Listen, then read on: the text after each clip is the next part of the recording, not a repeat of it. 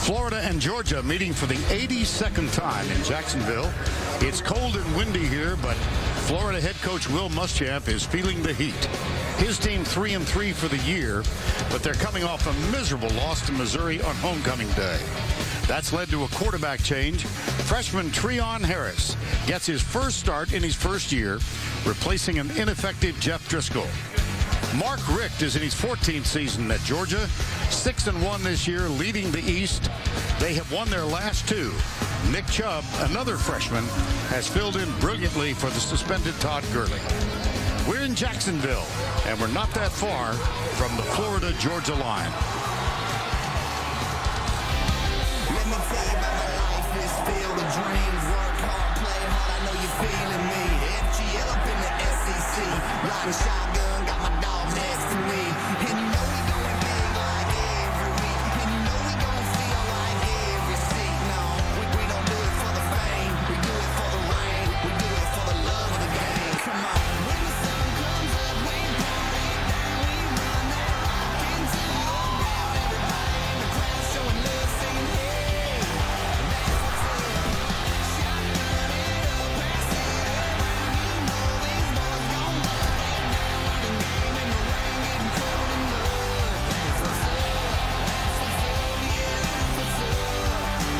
Florida versus Georgia. Game on.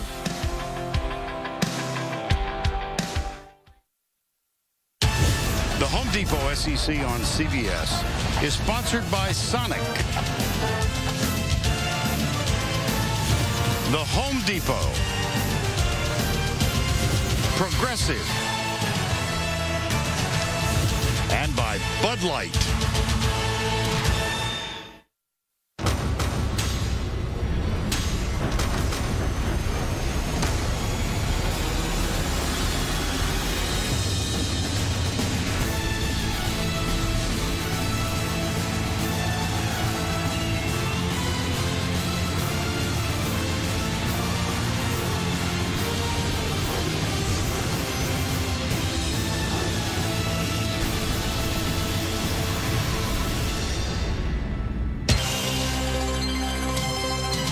We welcome you to the Home Depot SEC on CBS on a blustery Saturday afternoon.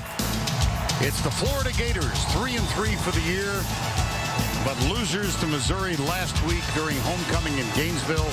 They take on a team that has won its last 5. The Bulldogs of Georgia. Well, we spent a lot of time talking this year about the West. Take a look at the SEC East standings that show the Bulldogs on top, 4-1. Missouri trailing by a half game, but they've lost to Georgia earlier. Kentucky, Florida follow, a very significant game for particularly the Florida Gators with all the so-called noise in the system, a phrase we haven't heard in about 10 years. But they need a win for Will Muschamp and for the Florida program. And first on the field, the Gators of Florida. And a rather dispirited welcome, one might say, as they come on the field. Not the case for the Bulldogs of Georgia. One loss on the year. That was game 2 for the season. They lost at South Carolina. Had a chance to win it, but did not, losing 38-35. Hi once again, everybody. Vern Lundquist along with Gary Danielson. Welcome to Jacksonville. Interesting, we began the conversation talking about Todd Gurley, who will not play, suspended. Jeff Driscoll, who may or may not play, replaced at quarterback. Every story I did about both of these teams prior to the season, I keyed in on Todd Gurley and Jeff Driscoll. I said they were the key to the team. Well, Georgia has managed. Now we'll see about Florida. It's been so bad for Jeff Driscoll that they really had to make a change. Well, let's go down on the field to Allie the Force, who is with beleaguered coach Will Muschamp. Coach, with all of the recent negativity surrounding your program and your future in it, how much pressure are you and the team feeling to win today? Absolutely none. This is about Florida, Georgia. It's one of the great rivalries in all college football. This week you made a big decision to start true freshman Treon Harris over season-long starter Jeff Driscoll. Why'd you make the change? Well, we needed a spark offensively. Number one, we need to take care of the football. Thanks, Coach, and good luck. And that leads me back to my partner. Yeah, take care of the football. I mean, if you look at these two teams, they're almost mirror images. That's why I brought the football out. Teams playing against Georgia the last two weeks have had 9 turnovers against Georgia. Florida dropped the ball when they ran it, when they passed it, when they snapped it. They did everything. You got to hold on to that ball. That's what both teams want to do. And the other thing, the last 8 teams to win have rushed that ball more than the other team. I think that's the key to the game. Want to see my stiff arm? Do not drop that ball. Hang on to it while you talk about the change at quarterback. Yeah, I think you got to. I think the word that Will used, spark, he had to do it. I think even for Jeff Driscoll, he needed to step back and get away from it. We really don't know what Treon Harris is going to do. I mean, he's not a power running at quarterback. He doesn't have really a big arm, but he's very anticipatory. He's a winner. He's very calm. And I think the football team needed to see something different from Will Muschamp and that quarterback position. And on the other side of the ball, they have a very proud and very effective defensive unit. And they got to win a football game for Florida. I mean, they got to step up and put Florida in a position, and they've got 3 levels of playmakers. Dante Fowler is going to be playing football for a long time. At the linebacker position, Antonio Morrison is a playmaker as well. And in the back, we all love Vernon Hargraves. 3 guys that can make those key plays for Florida to help out that offense. Todd Gurley sat out the last 2 suspended for being paid for autographs. I've still got it. No, I learned. I'm old, but I learned. Nick Chubb has come on and just played marvelously well. He really has. I mean, a guy to step in as a true freshman like that, to go out there and take a football team. And you know what's really happened is I think everybody on this Georgia team has played better. They stepped up their game, but I think it's going to have to be even better today to beat Florida. And now we take you to First on the Field, presented by Microsoft Surface. And First on the Field today involves the weather. Front blew through. The key is the wind, 20 to 25 miles an hour. It seems like the wind chill factor's in the 30s.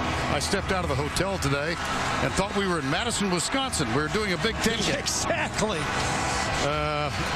And, of course, the series note, there's one game that is still in dispute, a game played in Macon in 04. Georgia says they won that. Florida said we didn't start our program until 06. Georgia has won the last 3 after Florida had won 18 of the previous 21. Most of that streak, 13-1, as a matter of fact, from 90 to 03, 01 with Steve Spurrier as the coach.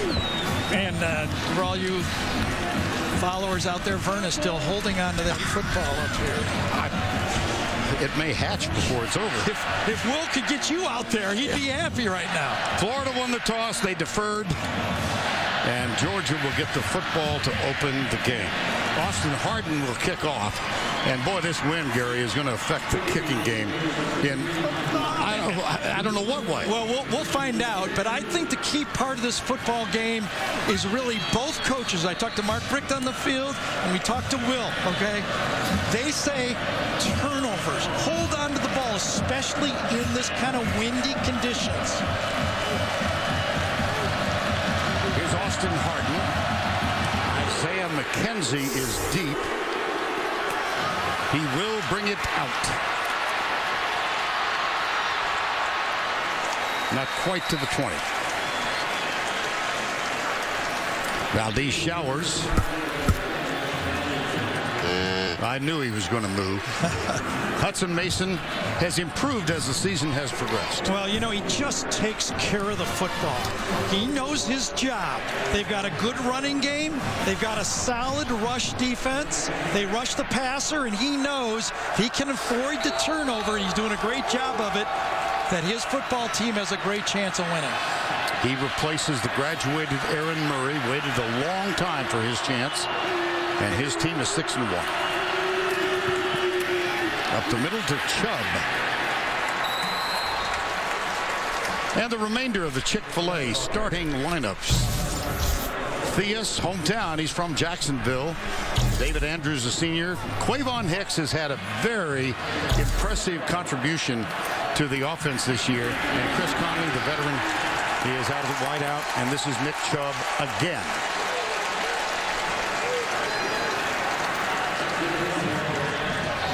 First down 10.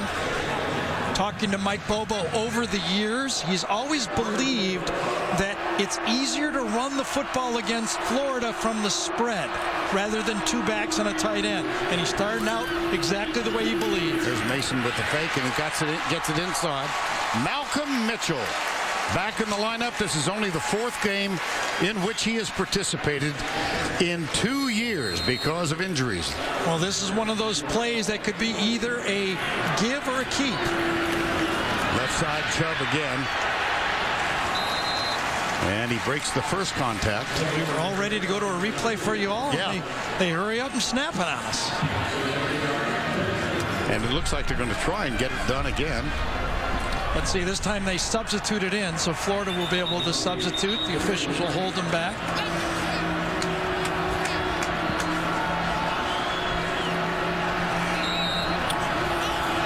And let's see if Mason does go under center. He will. They go to the right. Chubb again. Vern was talking about Malcolm Mitchell. He's only caught 8 passes on the year. But when you run the ball from the spread, you better show the defense that you're willing to throw the ball off of that action or they won't respect it and they'll crowd that box. Good call from Mike Bobo, the offensive coordinator, and great execution. 3rd and 2. Quavon Hicks leads the way. Little flip out to Hicks. And it's short. There was pressure that affected the quality of the throw. Dante Fowler got there. One of the base plays from this Florida offense is off tackle and then dump it to the fullback. If you watch the LSU tape against Florida, they hit that play about 5 times, the same exact play when LSU was running the ball against Florida. Great stop and obviously a poor pass. Adam Erickson, the so-called pooch punter for Georgia. So he is on to send it inside the 20, which he does. Vernon Hargraves with the fair catch. 35-yard punt. That's very effective. 14th season for Mark Richt. 4th season for Will Muschamp.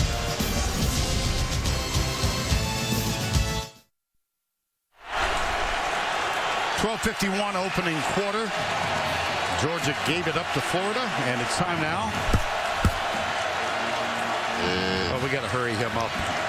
For the starting lineups, and here is Treon Harris, freshman out of Miami, about to take his 79th snap, but his first ever as a starter. And with the game plan designed for him.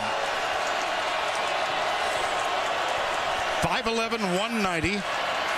And they run the sweep to the left side. Matt Jones, number 24, Leonard Floyd, makes the tackle. Jeff Driscoll, broken ankle, 3rd game last year. He's somewhere behind the down marker. And has started every game this season, but had a woeful appearance against Missouri. By the way, not just him. Yeah, good point. Special teams were atrocious. 2nd and 5. Jones. And the remainder of the Chick-fil-A starting lineups. Humphreys, Thurman, Garcia transferred from Maryland. He played 1 full season as a starter there. And DeMarcus Robinson, you think it's a potential all-star? I think he could be a star right now if they had the pass offense to meet his skills. He makes a few mistakes, but, you know, everybody does. And inside, Trenton Brown right there, the right guard. Or left guard, I think it is, isn't it? Right off the top of my head. In our case, they flip them. Yep, they do. Yes. There he is on the right side, right there. He just looks like it just gives out on him while he's blocking. Nobody fell on him at all. Well, medical attention paid to Brown, and we'll step away.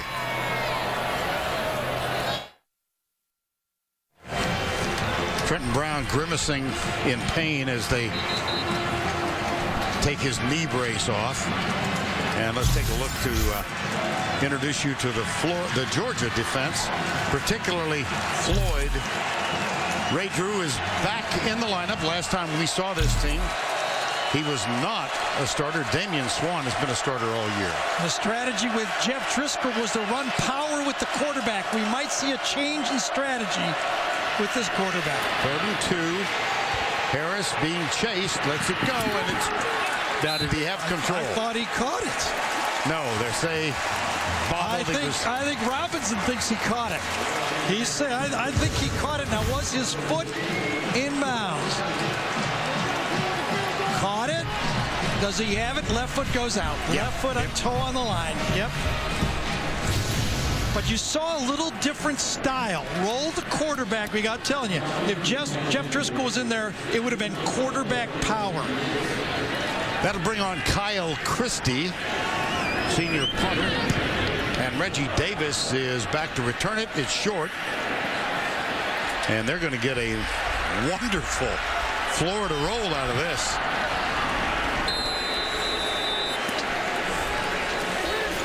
Now let's check in with the agenda for tomorrow. Doubleheader, San Diego at Miami, followed by Denver at New England. Those are the two key games, early and late. The NFL all begins with the NFL Today, powered by Southwest Airlines.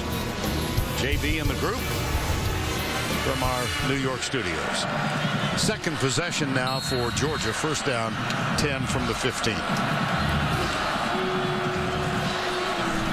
That was a 59-yard punt. And I think a lot of it was by design. They really wanted to kick that ball loaded, Christie, and let it roll. Nick Chubb will get the toss. They fake the reverse. Todd with a stiff arm Chubb. And that should be enough to move the chain. John Theus, as we mentioned, playing in his hometown with the key block. Well, if you would have told me at the beginning of the season that a true freshman would have more carries than Todd Gurley, I would say Georgia would be in big trouble. But they've maintained their composure. Now, they've been helped by turnovers early in the game the last 2 weeks. We'll talk about that a little bit. Chubb again with running room. Well, Todd Gurley is much larger than Nick Chubb. He's 6'1", 232, 5'10", 215. But look at the numbers now. Gurley was on his way to a Heisman consideration right until he got suspended. Yeah, and when he put those 208 yards against Tennessee, everybody thought that was the horse for the rest of the year. But adjusting, and they've got 2 more games, this one and 1 more before Gurley could play again. They will get Gurley back for the Auburn game. Here's a play fake. Mason lobs it, short man, and it's dropped by Chubb. Mentioned at the beginning of the program that Florida's defense has acquitted themselves quite well. Dante Fowler is a good one. Neron Ball missed an entire season in 2011, back and one of the keys as a senior linebacker. Second down 10.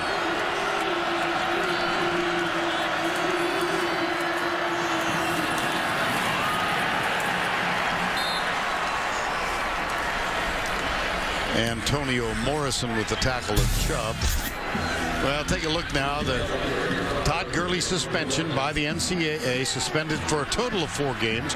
He can return against Auburn. He must repay a portion of the money and perform 40 hours of community service. I had a chance to talk with Greg McGarity, the athletic director, and he said, we have to have a plan in place for the community service. It must be performed before the end of the regular season. Screen pass. Oh, wow. Now, what a great call by the Georgia offense. They knew that this Florida defense is primed to help the offense, trying to make a big play. They've been sacking the opponents, 4 against Missouri, 6 against LSU, 4 against LSU, 6 against Missouri, and they knew they would pin their ears back, and they had the perfect call. Gain of 17, and Brandon Douglas is in, number 22. They've also, Keith Marshall, who, remember as freshman, he and Gurley were roommates, good friends. And he's only played 3 games this year with an injury. Sony Michel, another freshman. Oh, we've got a David Andrews, the senior center, is down. And that's the brains of that outfit for Georgia. That's one that all Georgia fans are hoping is not a serious injury.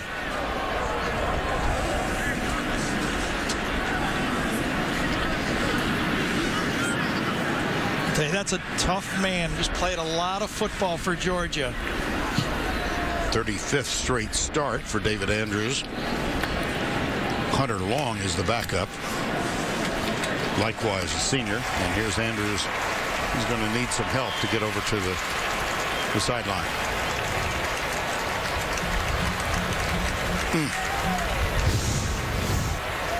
There he is, right there. Snapped the ball. Did he get kicked? Yes, he got kicked by his own guard. I think Greg Pike, as he pulls and comes around, kicks him in the ankle. As his foot is planted, he gets kicked from the side.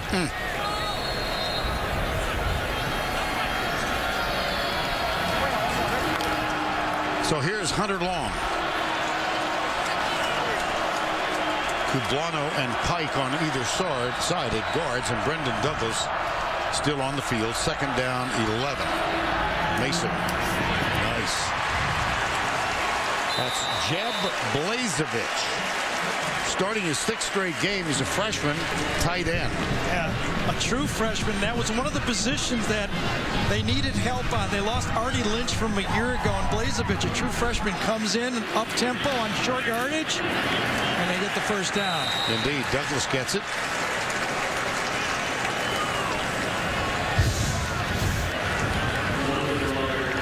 Here's Fowler. And he is there with Leon Orr, number 8. Appeared as if Orr might have been just a little in front of Fowler at the arrival. Nick Chubb is back in. He's carried in his last 2 starts 30 times, 38 times. They ride him this time, and he slips the tackle, and here he goes. Touchdown, Georgia.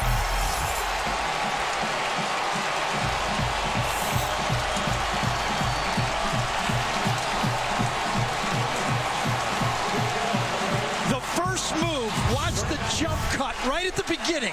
I think he beats ball, jumps out of the play, right out of the tackle, and he does not go down easy. An arm tackle, and he runs through it by Gorman. What a run. And another player down for Florida. An unteachable skill. I mean, that's one of those things where, you could have 4 or 5 years of college experience, or you could just bring it with you. And Nick Chubb brought it with him. Keanu Neal is the injured player. And the playmaking safeties. Yes. For this football team. Marshall Morgan is on for the extra point. A 39-yard run. Nick Chubb.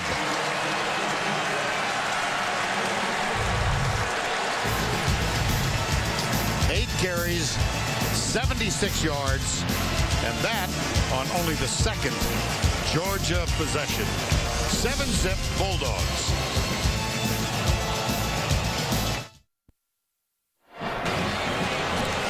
7-0 on Nick Chubb's 39-yard run, and it's time to take a look at our Home Depot tools for success. Sometimes just doing your job has benefits.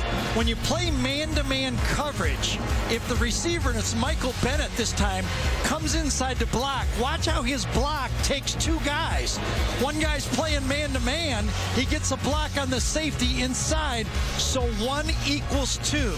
Now inside, yes, Nick Chubb had to make the first guy miss, but just by style of defense, it allowed a maybe 8-yard carry to turn into a touchdown carry.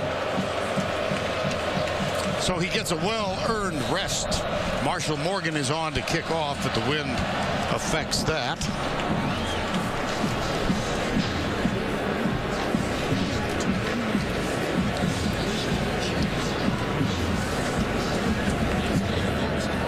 Andre DeBose is one of the deep men. There are two back.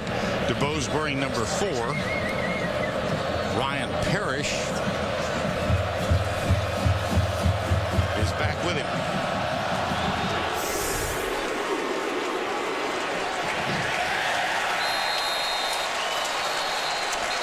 You know, Vern, you were talking about the wind conditions. It's unusual in this stadium. See the flag in the right end zone to our right up here from the booth. When the kickers were telling me on the field that you go opposite the flag. When the flag is going left, the wind is actually going right. That tip was from Josh Scobie, the kicker from Jacksonville. He told it to Caleb Sturgis, an old Florida kicker in the offseason. He said, next time you come and kick in the Florida-Georgia game, just remember, go opposite the American flag. No wonder you go down on the field. That's a nice nugget. Harris, a little too high. Intended for Fullwood. Leonard Floyd with the chase. Ahmad Fullwood getting the start. Quentin Dunbar, who'd been a long-time starter for Will Muschamp, was benched last week after he had drops in 3 consecutive games. So the guy who wears number 1 for the Gators might not get on the field for the second week in a row. 2nd down and 10. Actually, 2 out of the last 3 weeks they were open.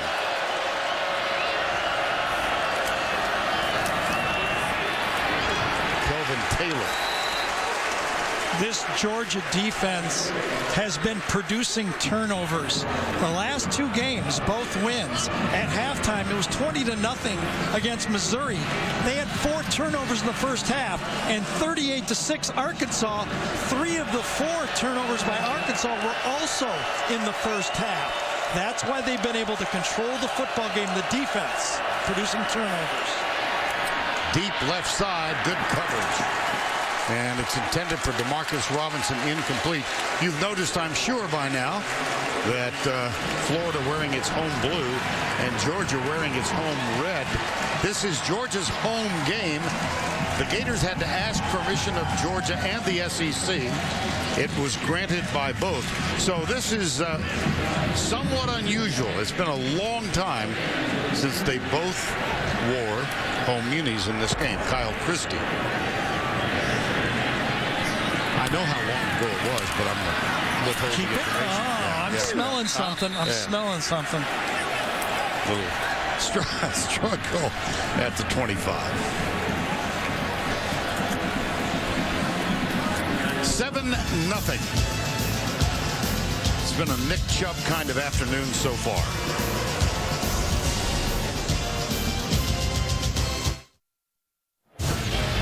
Prior to this afternoon, the last time both Florida and Georgia wore their home jerseys against each other, 1970.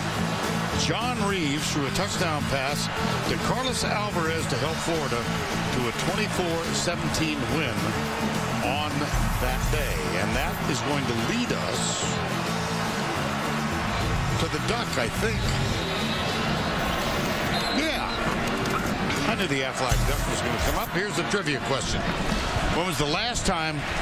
Well, you know the last time. It was 1970. Here's the key. Who were the head coaches in that game? Aflac trivia question. 1970. Head coach Florida, head coach Georgia. I think Georgia's a little easier. Yes. Hunter Long still in at center. No David Andrews.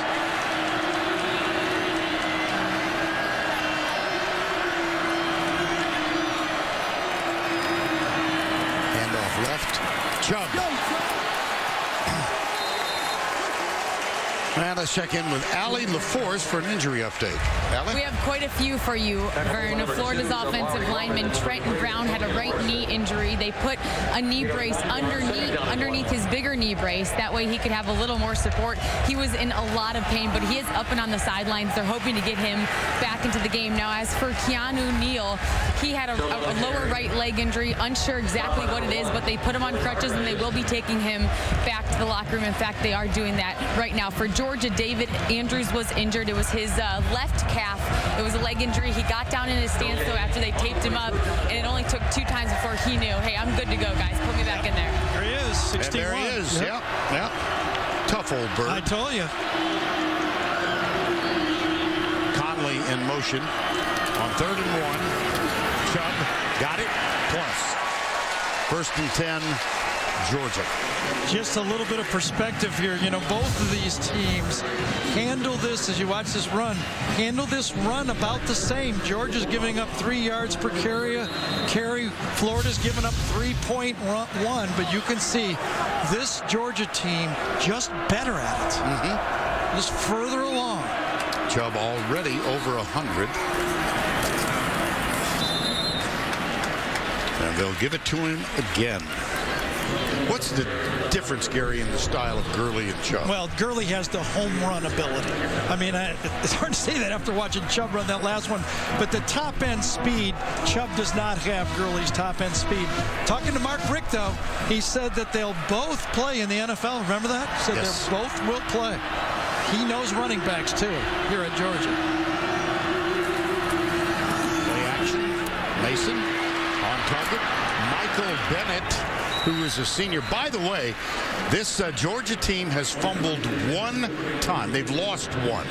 They've fumbled 8 times and lost 1. The guy who fumbled it was number 82, Michael Bennett, in the first quarter of the first game against Clemson. They have really protected the football. Big stop by that Florida defense that time. They timed it up.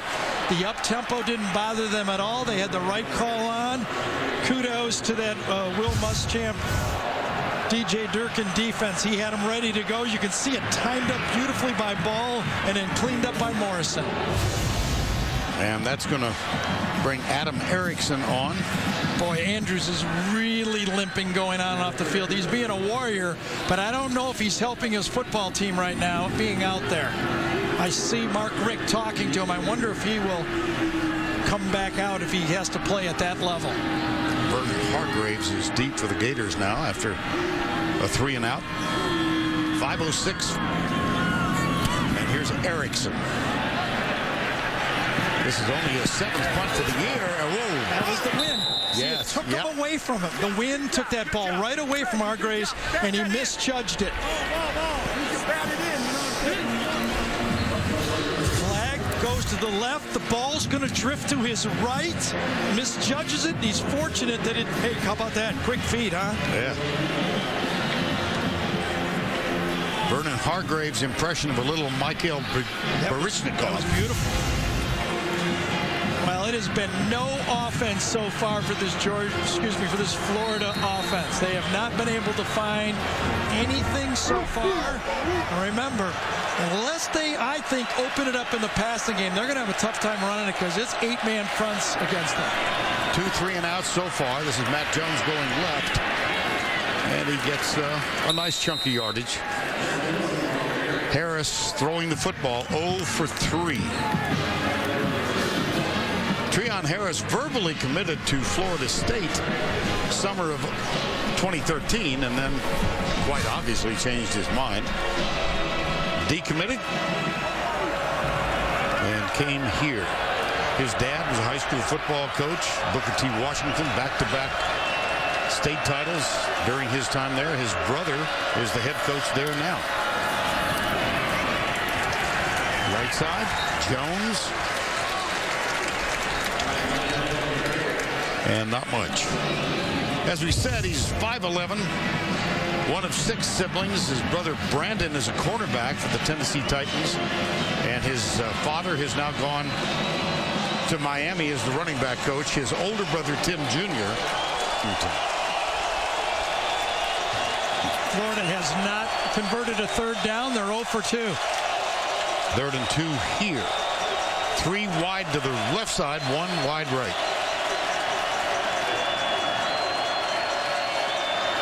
Quarterback draw. 1st down. Plus. Max Garcia with the clearing block. You know, sometimes you just need a change for a change. I mean, obviously Jeff Driscoll could have ran that quarterback draw, but the team needed a change. They needed to see somebody else back there and making some plays just so they could get hopped up again and get fired up again. No, Muschamp told Allie we needed a spark. Yep. It's been very dispirited among the boosters, the fans in that loss. Here's Jeff Driscoll, as we said, broken ankle in Game 3 last year. Such high hopes when he began his career. Yeah, that Matt Jones run right there, that's that power run that he can bring to the table for Florida that they need so dearly. Corner blitz. He dropped it, didn't he? Here we go. Yes, again.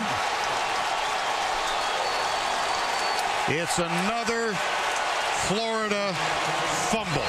You could, I'll tell you what, when they had that dropped pass against LSU, Florida did, and that opening kickoff against Missouri, you could almost see the air go out of the football team. And here they go again. Starting the football game, that is a self-inflicted wound. Georgia had nothing to do with it. That's two players that haven't had enough reps together, and they did not have the mesh point down. That is really tough to overcome playing a good football team, and Georgia's been the beneficiary of it. Georgia now 14 to the plus side turnovers this year. That second, last time when they won the national title, they were plus 23. Here's Mason. I think this was a bust, to tell you the truth. Now let's go back to the studio for a Ford update. Here's Adam Zucker. Hey, Vern, Georgia fans rooting for West Virginia to knock off one of the one-loss teams ahead of the Dogs. The Mountaineers had a 13-0 lead on number 7 TCU, but Trevon Boykin to Deontay Gray, open pastures. Still 13-7 Mountaineers, though. Back to you guys. All right, Adam, thank you. It's 7-0 here, and the Florida turnover woes continue on that mix-up on the handoff. Second down, 7. Fullback is in, Quavon Hicks. And Hunter Long is back in at center. This time, nothing doing for Chubb. That's Brendan Douglas. Joey Ivy, number 91, first man there. One of the things that really makes this Florida defense go is when they penetrate.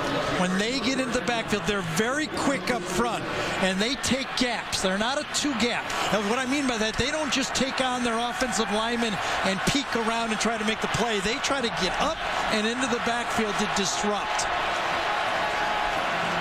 3rd and 9. Mason, a lot of time. Across the middle, caught. Reggie Davis, number 81. I told you about this intermediate passing game.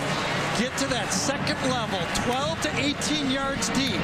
A lot of short passes, a lot of deep passes, but it's those intermediate passes that really make an offense go.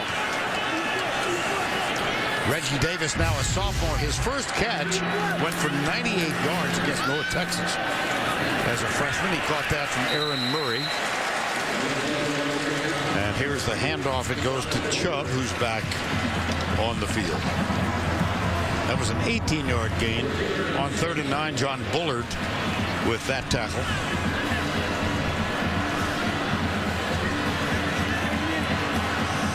Second and 4.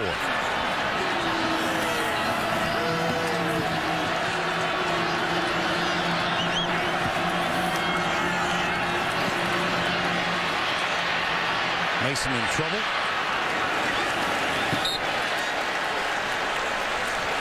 John Bullard with the pressure. Well, ducks back. Affleck. Trivia question. Who were the head coaches the last time they both wore their home uniforms? Doug Dickey for Florida and Vince Dooley for Georgia. 1977. Well, it's another big challenge for this Florida defense. What do? Do they bring the house? Do they bring a blitz? It does not appear that they will. Looks like a 4-man rush. Fowler currently up. Stays upright. And he drops. Bennett short. Well, everybody, I got to tell you, if if Georgia would have made a first down there with the three-man rush, every Florida person who follows the game and has a Twitter account would have been on that with their thumbs talking about the poor three-man rush, prevent defense, but it was the perfect call at the right time.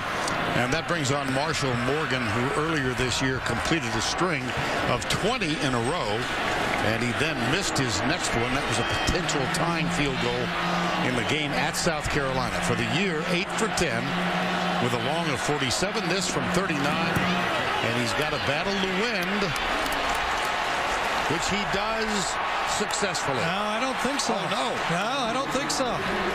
Yeah, I think it blew out that wind. Remember, the wind's going from right to left. It's coming towards our booth, and I think it blew it out. Watch it just to the left. Sure looks good, doesn't it, from here? It was, I saw the, I just peeked. I saw the guy going like this, no good from underneath. Well, from that angle. Yep, I'm going to tell you, they're not going to change it.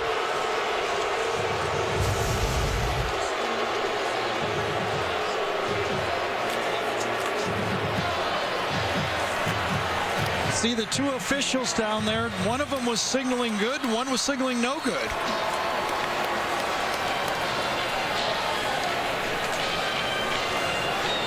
Yeah, the call stands. Fascinating. The end of the first, 7-0 will return to Jacksonville after this message and a word from your local station.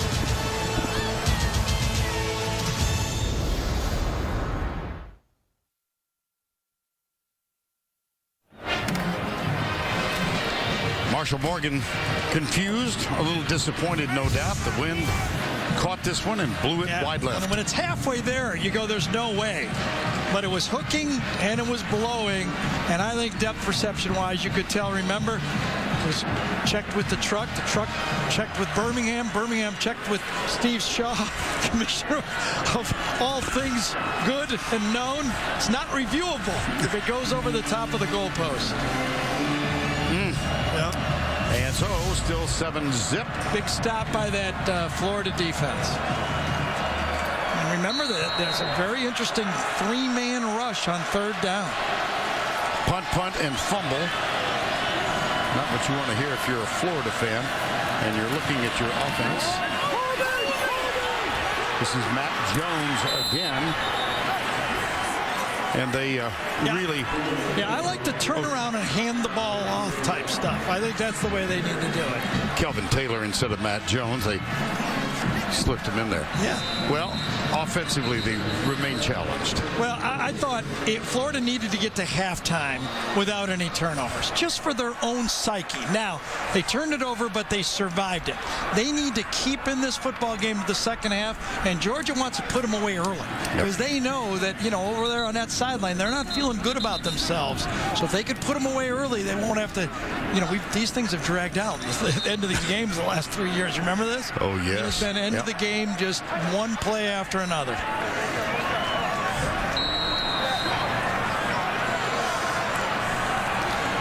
Offensive guard was shaken up on the last play. Or tackle. DJ Humphries.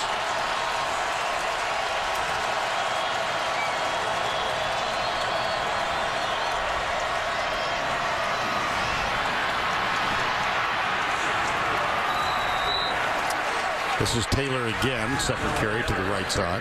Well, the dilemma for Kurt Roper, the offensive coordinator for Florida, is he knows he has to be a bit conservative because he knows that the turnovers have really cost his team. But he says, I can't be too conservative or I won't beat this good Georgia defense. If I go too simple, they'll stone us. 2nd and 5, and Taylor gets the carry again. Well, Kurt Roper came over here from Duke. They continue their excellent play under David Cutcliffe. Roper is the 3rd offensive coordinator hired by Will Muschamp. First was Charlie Weiss, then Brent Pease out of Boise State. Hauled down from behind is Taylor, and now Kurt Roper. Yeah, but, you know, positive yards, the way I do it, if I was Kurt Roper, and he knows more than I do, he's been in it a long time, is I would make it look like I was running the zone read, but I would call it. I would want everybody to know what the play is before it happens. I'd get rid of those read plays with a young quarterback in a big game like this. Tevin Westbrook, number 87, tight end in motion. Taylor goes right, caught and dropped. Well, we pounding this theme, but it's so prominent in any dissection of Florida under Muschamp. 105th, 103rd, 113th, and this year they've improved all the way to 96th. Two of those years were a little snake bit with injuries at quarterback, 11 and 13. But 2002, they kind of rode a defense to 11 wins. And this year, just too many drop everything. I mean, I don't know how you turn on the tape and they're dropping easy throws, they're dropping snaps, they're dropping handoffs. They wanted so badly to play a clean game and then just take whatever happens. You know, Vern, you talked about Marcus Robinson, getting that guy involved. He's the one mismatch on this football team. If they could get this guy involved. See what they do on 3rd and 8. They flip it left side to Jones. He's got a block and a first down. Ahmad Fullwood leading the way, number 5. And that's a gain of 12. Well, remember, in this game, I handed you the ball in the open. I haven't dropped it yet. And the number 1 was rush the ball. They've been averaging against Georgia the last 3 years 67 yards a game. Okay, they've already got it over 70 yards, so that's a start. Matt Jones. And that eventually will make it a lot easier for number 3, the quarterback, to pull it down and make that easier, not easy, but easier throw. Harris 1 of 4 for 12 yards. 2nd down, 8.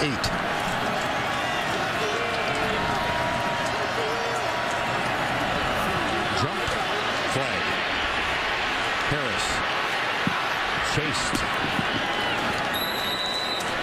It was Leonard Floyd who appeared to encroach.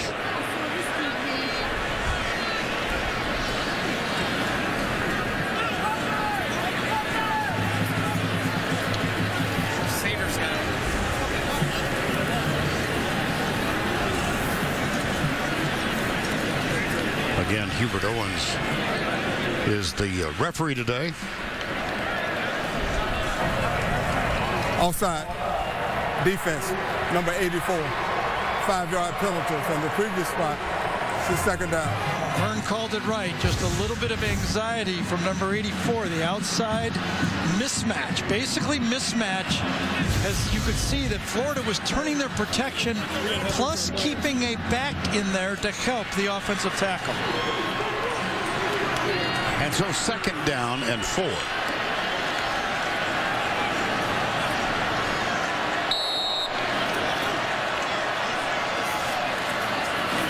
Give it to Jones. He slams it over the opening between center and right guard. He comes up short of the first down. 7-zip. And the touchdown, a run from Nick Chubb of 39 yards.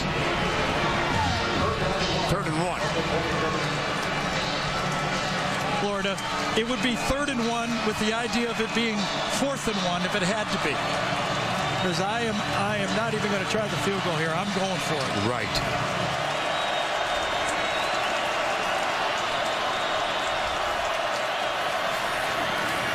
First down, Matt Jones to the 23-yard line.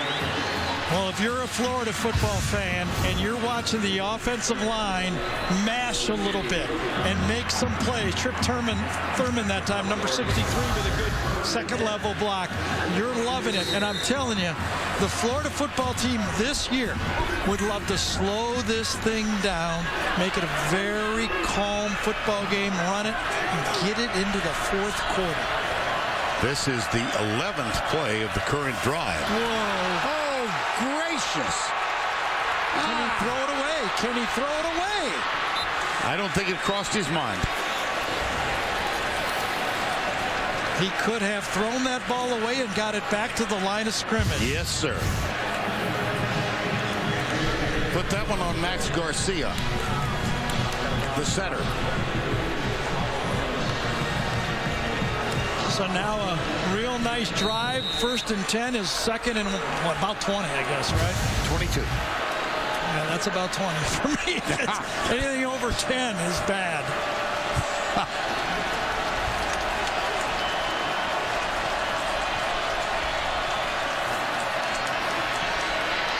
Harris cuts inside, and he doesn't get much.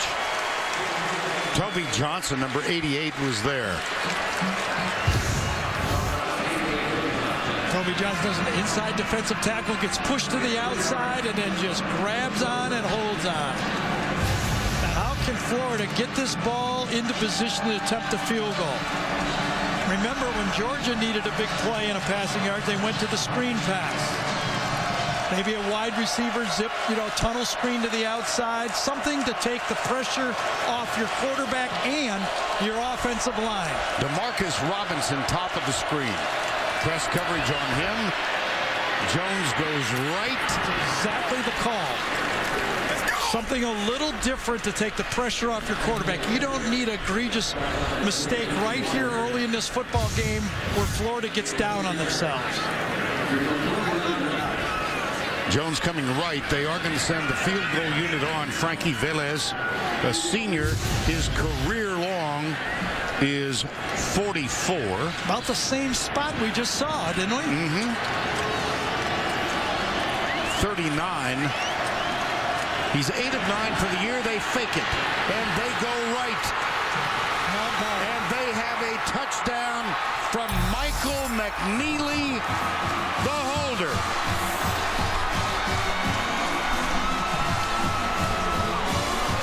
Well, you got to manufacture some offense. And Will Muschamp dialed one up this time.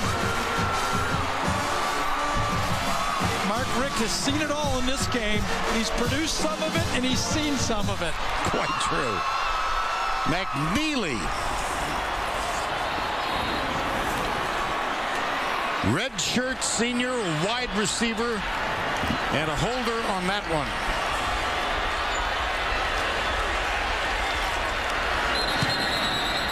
Well, it was Burton and Westbrook, number 88, number 77, that got the key blocks. False start. Offense, number 55. 5-yard penalty. We'll redo the try. Well, you can see the whole thing fit together. Call the running play, get it into position to kick a field goal, and then take advantage of block out over here, and then the other tight end comes across to kick out. Beautifully done. Everybody gets their block. 2 key ones from the 2 tight ends, and a little sprint to the end zone. Nice call. Couldn't have it any better, Vern, if you were Florida. 14-play drive. You keep the ball away from Georgia, and you feel good about yourself. That may be the most important. Here's McNeely from Clearwater, a 5'8", 176-pound backup wide receiver.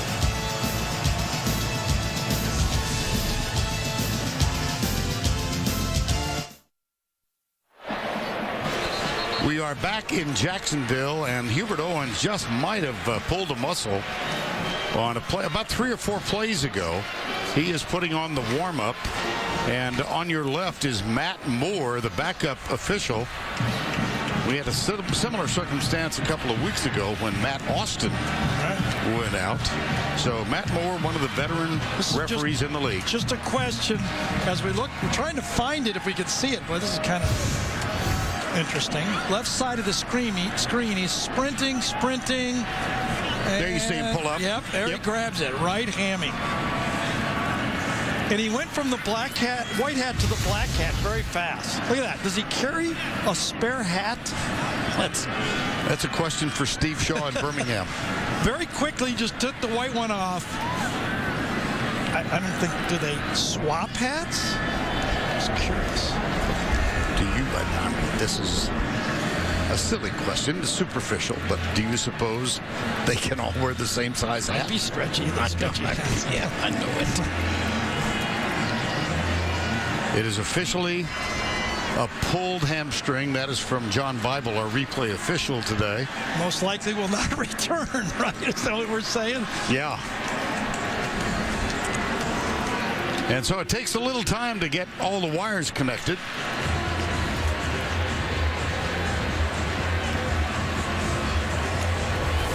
The CBS Sports app now has the fastest scores. Download it today and be the first to get updates and scores for Florida, Georgia, or your team right on your phone. Looks pleasant, quite blustery. And here is Matt Moore. You know, I'm from Michigan, and I heard it snowed for Halloween, so nobody up there is feeling sorry for us right here. I can tell you that right now. No. Austin Harden will kick off. How about Michael McNeely with the fake field goal? He's listed. He's not listed, by the way, on the depth chart. Not at all. Not first team, second team. Isaiah McKenzie.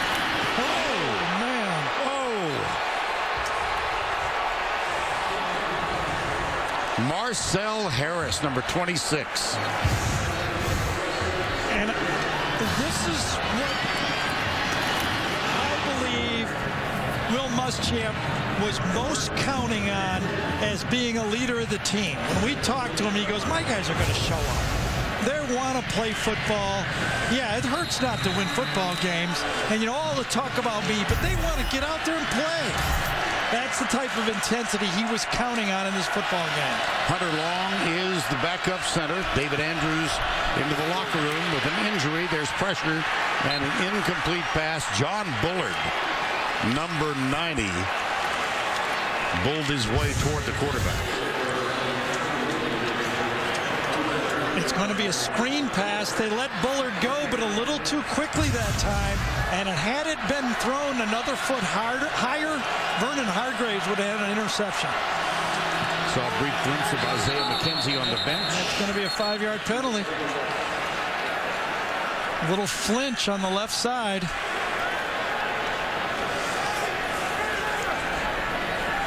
McKenzie.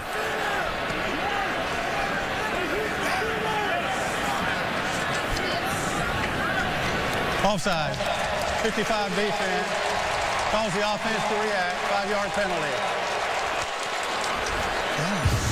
Yeah, Darius Cummings. Yes, right in the middle. There we are. Boy, I don't.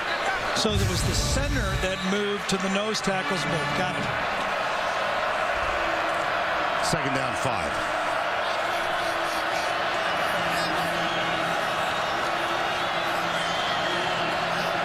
Nick Chubb, the running back. There's that little move, except the other direction, and good defensive play. Brian Poole, number 24. And Quincy Wilson, number 12. Well, remember, as Georgia was calmly winning these last 2 games without Todd Gurley, they had big leads in both of these games in the first half. And how about that penetration again? We talked about it. That was Jared Davis, number 40. Yep. Just shoots the gap, times it out perfectly, gets in unblocked, basically unblocked, and they are attacking the middle of the Georgia defense. Smart move. Injury to the center, and they're attacking right where that injury occurred. And that will bring on Adam Erickson. Andre DeBose, number 4, is back at the 32-yard line. He does have a 62-yard punt return for a touchdown this year.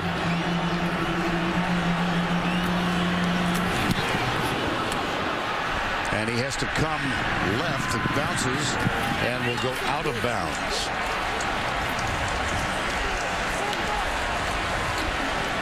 Michael McNeely, a 5'8" redshirt senior wide receiver. He's got a sprinter style, but he gets close.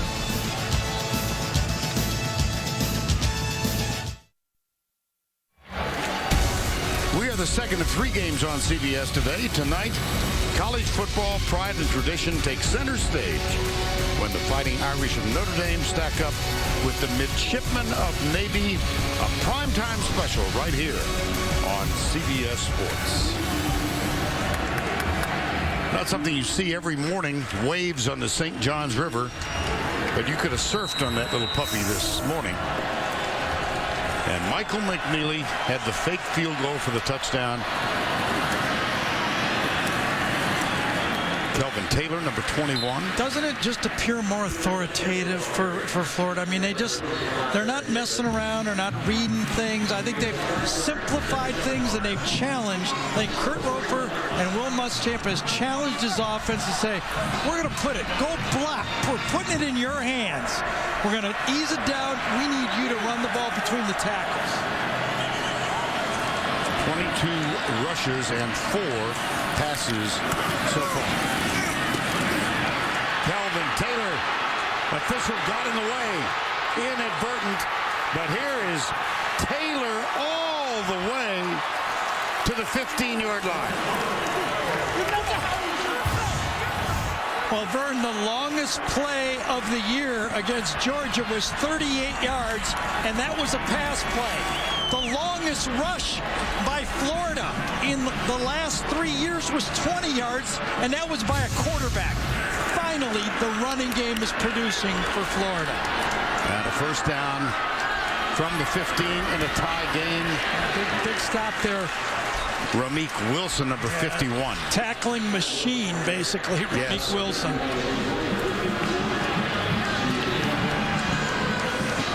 Verizon red zone stats for Florida: 13 touchdowns in their 22 trips inside the 20-yard line. Second down and 10.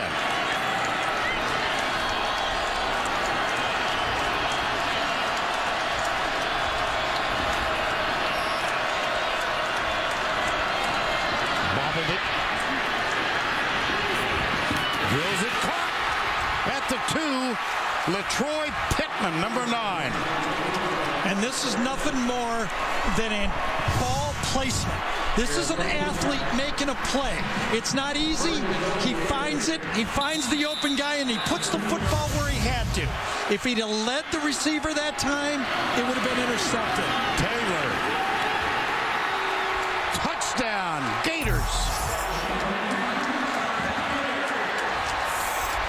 And that Florida bench exploded.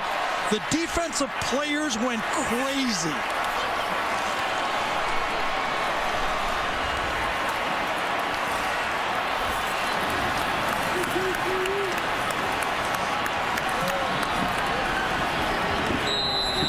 Florida leads. Frankie Velez with the extra point. Who's holding?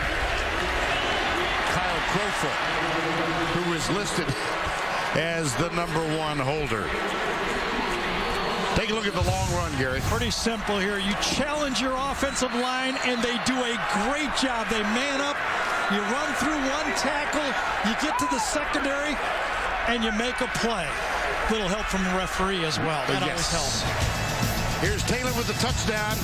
That referee was Russ Pulley. He got clipped. Florida leads by 7.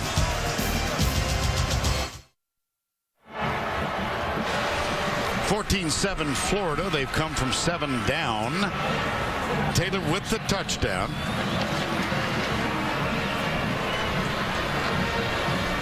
And the Gators bench in a rather joyous mood right now. Well, I mean, it was so bad, so disheartening in that Missouri football game when the defense played so well and so many turnovers.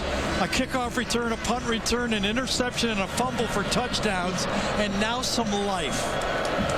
Isaiah McKenzie popped on the last kickoff return. He is back on the field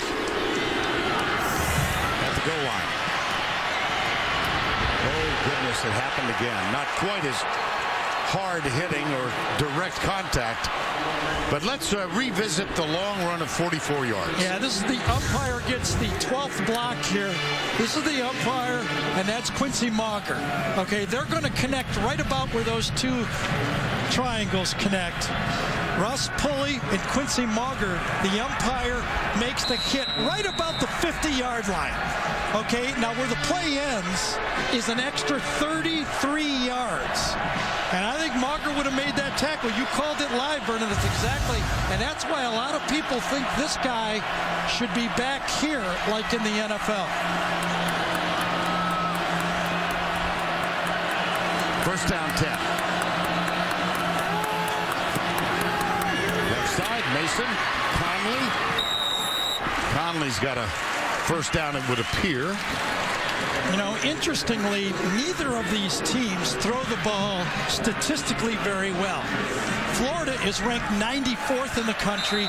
Georgia is ranked 112th in the country. However, just to follow up, Georgia does it better. That's based on yards. Georgia's pass efficiency is 26th, while Florida's 113th. That means they don't turn it over, they protect the ball, and they complete a high percentage. They're just not selling it out for a lot of yards. So we're going to see. Hudson Mason may have to be this day where he steps up and wins a game at the quarterback position. He gets protection, pumps, now he's chased and dropped. Brian Cox Jr., number 94.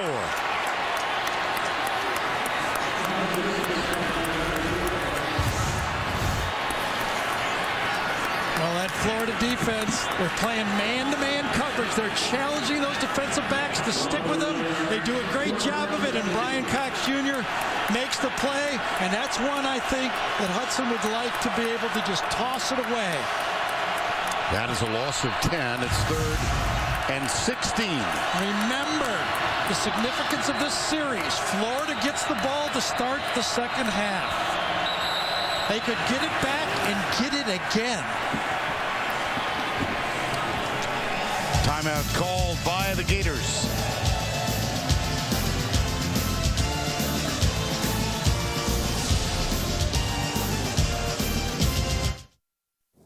Adam Zucker in New York. Coming up on the Geico Halftime Report, Spencer, Brian, and I will get you caught up on all of today's action, including Duke staying atop the Coastal in the ACC thanks to Thomas Sirk's game winner in double overtime. Now back to Florida and Georgia. Thank you, Adam. My gracious. David Cutcliffe. He's worked some magic in Duke. Kind of a perfect fit, too.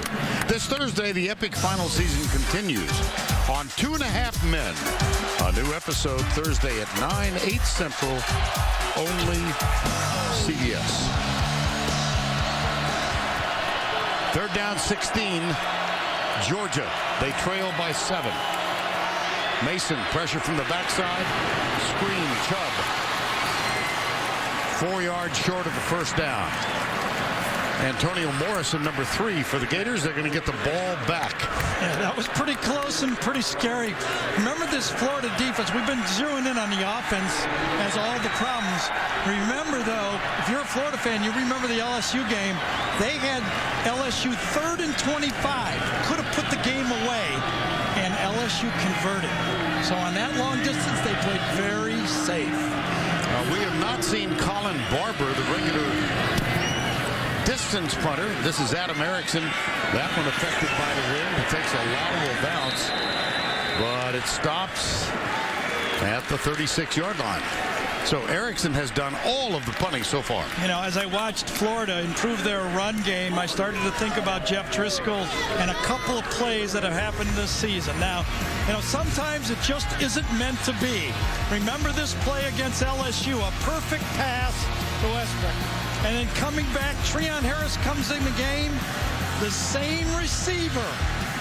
This time, Tevin Westbrook makes the catch, and Jeff sarcastically goes, hey, what can you do? Yep. Sometimes it isn't meant to be. First down 10, Florida with a 7-point lead. 2 timeouts remaining. Taylor out to the 41-yard line. Damian Swan, number 5, with the tackle for the Bulldogs.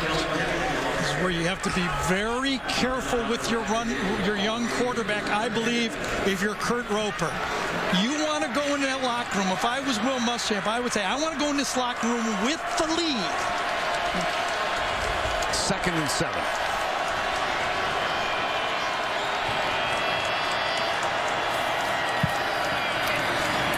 Up the middle. Kelvin Taylor again. 2:10 to go. Well, Jeremy Pruitt's defense for Georgia had not given up a big rushing play all year. 24 yards all season was the long rush before Florida gashed him for that long run. Now, they need to stop right now. 3rd and 2. Matt Jones.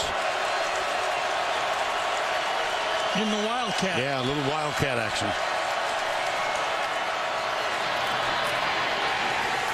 And they got it, didn't they, Georgia? Leonard Floyd. Goodness. And I'm assuming Mark Richt will take a timeout here, won't he?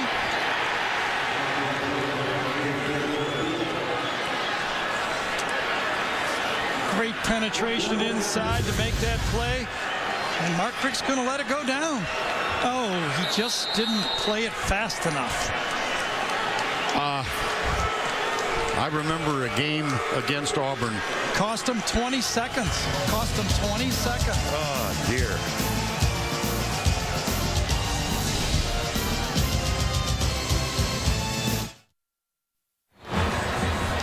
Now, Mark Richt with his back to us, looking, I think, at a clock.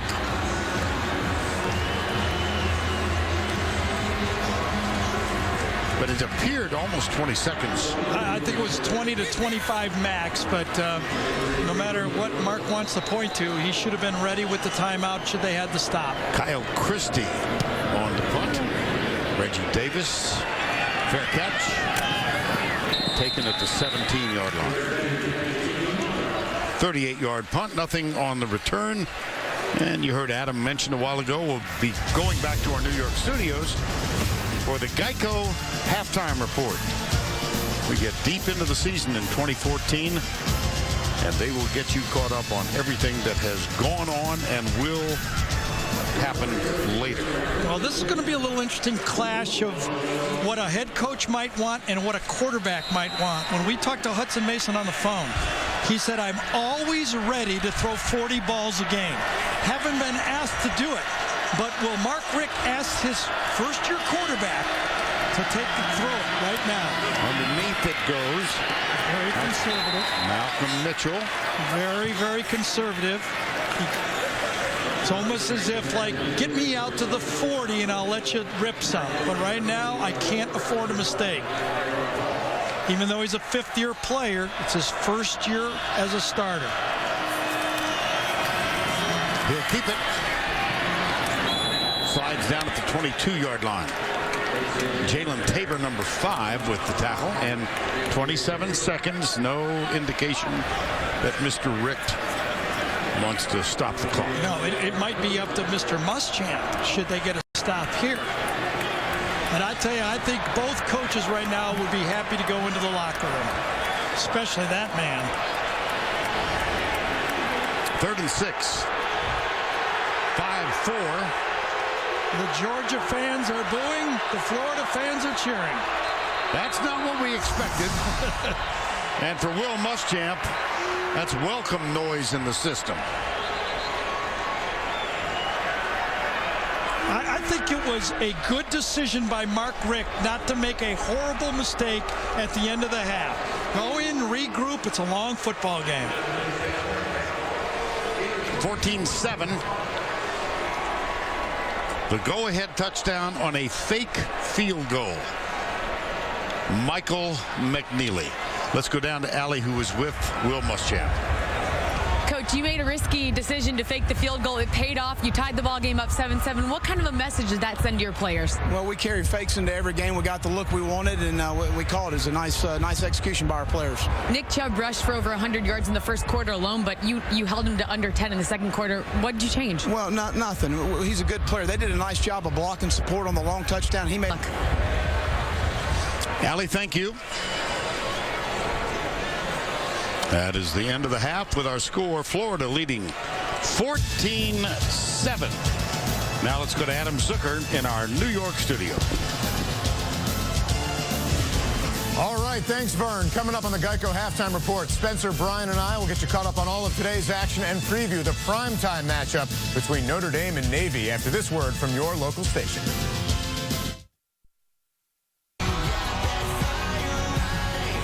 Breaks the tackle, another at the 10, and into the corner. Touchdown, Nick Chubb! And it's going to be a fake as they snap it in. A touchdown for the Gators. Burrows his way down toward the goal line. He's in! Touchdown! Touchdown! Touchdown! Taylor-made! What we most need, I think, is a little passion about this game. 14-7. Now let's go inside the headset powered by AT&T, official sponsor of the SEC. Here's Allie with Mark Richt. Coach, this is your fewest points in a first half all season. What changes would you like to see offensively? Well, we just got to get back to running the ball well. Good play action pass.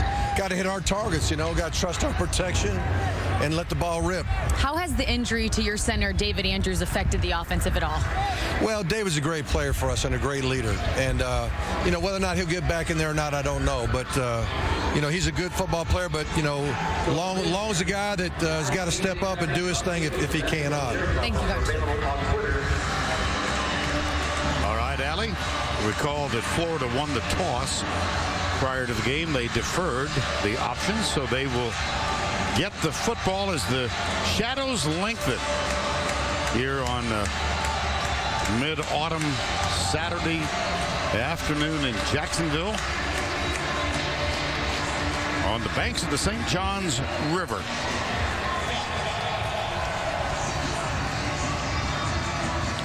Andre DeBose is the deep back.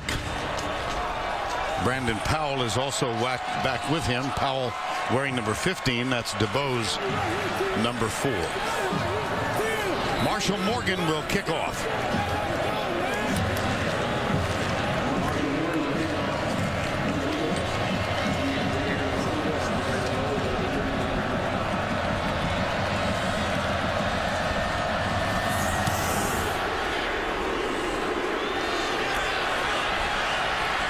Andre DeBose.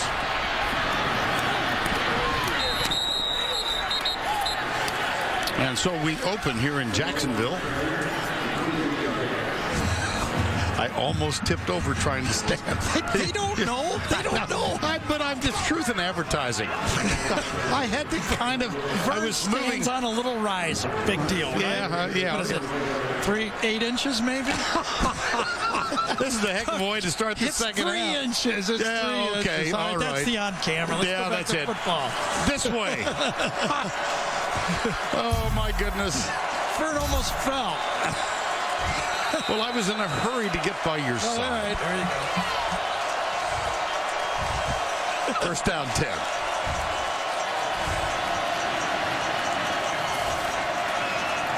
Yeah, same old, same play. Well, at the half, Treon Harris, the freshman, getting his first start. 2 of 5. Yes. They're leading. But the key stat is 2 of 5 is important because that means they ran the ball.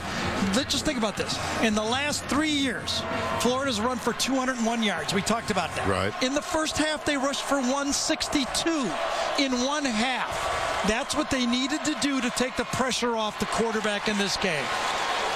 But, you know, as Allie talked to Mark Richt, the challenge is exactly what Mark said for Georgia. It's the basics.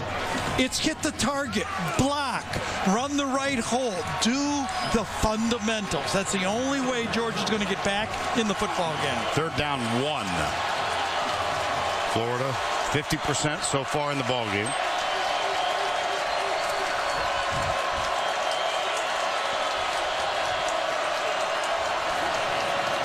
Georgia's bringing up their safeties.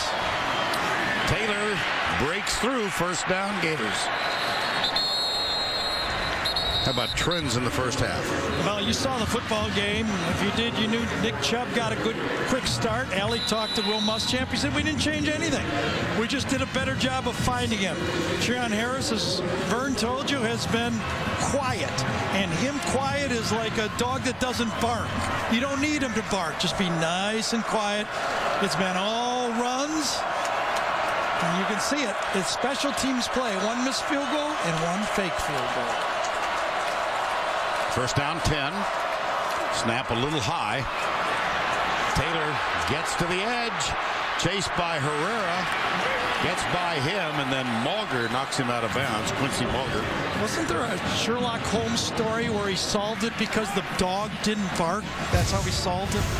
I had to read that in high school. Now you're getting me to a Pink Panther line. Nice bounce out to the outside, and Demarcus Robinson got a big block on that play. He's quiet, but I'm telling you, the Georgia safeties are starting to sneak up into the box. Matt Jones on the field. Soon they're going to pull it up and go. Brandon Powell. Martin makes the tackle. You know, because of the run game from Florida, Georgia's playmakers, the playmakers Leonard Floyd and Jordan Jenkins, have not been called a lot. Those are the guys that can destroy an offense in those passing situations, and they've been forced to be quiet. 59 and 84.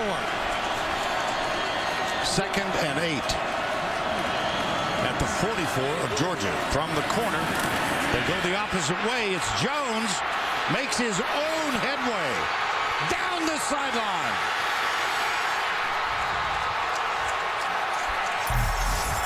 Touchdown. The second 44-yard run for the Gators in the ball game. See if he stepped out. He's got his foot in. All he needs to do is touch it. That's a touchdown. And Vern, remember I told you about Demarcus Robinson blocking? He got two guys on this one. You still holding on to that football? I am. Because it's a rushing game, and hold on to the football.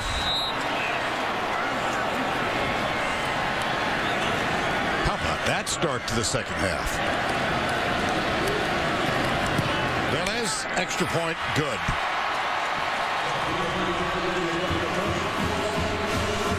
Well, it's the same run Nick Chubb made. A bounce out to the outside. I don't know which one it is. I'm going to circle both right there. I think it's the top one. Watch Demarcus Robinson right there get two blocks. Okay, he gets his own guy first, and then he finishes on the safety. How about that? And there's a guy who usually expects, you know, those receivers that don't get a lot of balls thrown to him. He gets one block, and then he gets another block. Usually you get those wide receivers that pout if they don't get the football. How about that? From, I think, one of the great playmakers in football, blocking for the Gators.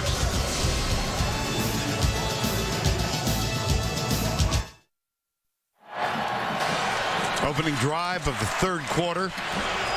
Brilliant downfield blocking by Robinson. A nice run by Matt Jones. Look at the two running backs. That's how you're supposed to do it. And then eventually that passing game will come. This is no different than football's been for 50 years. 21-7. And the kickoff coming. Austin Harden. Reggie Davis is the deep back for the Georgia Bulldogs.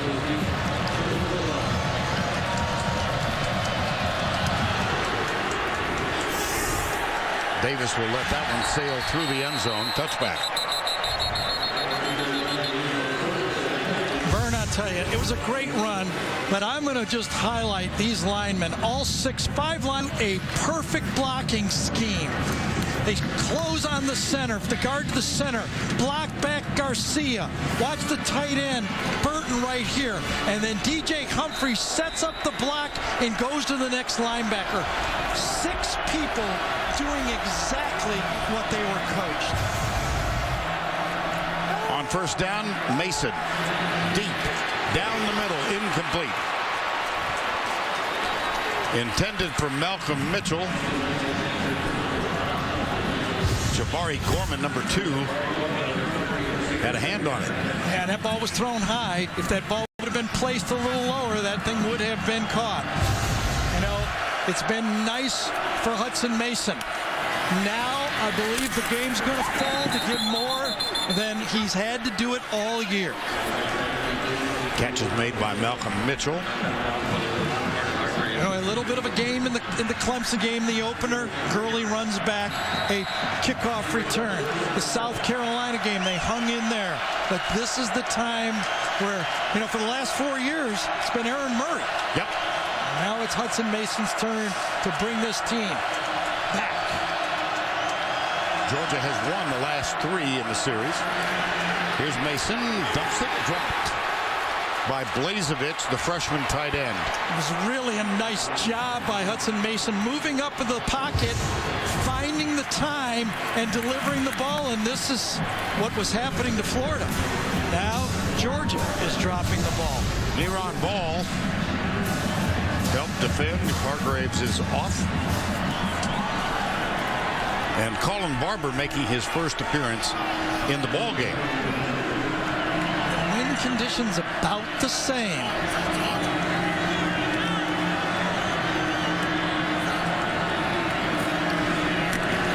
Oh, they came for the block. No flag down. Boy, and that was a very dangerous attempt to catch that football, too. I think he was on his knees when he attempted to catch it. Still a scrum, and Colin Barber can't get off the field. He's kneeling now at the 26.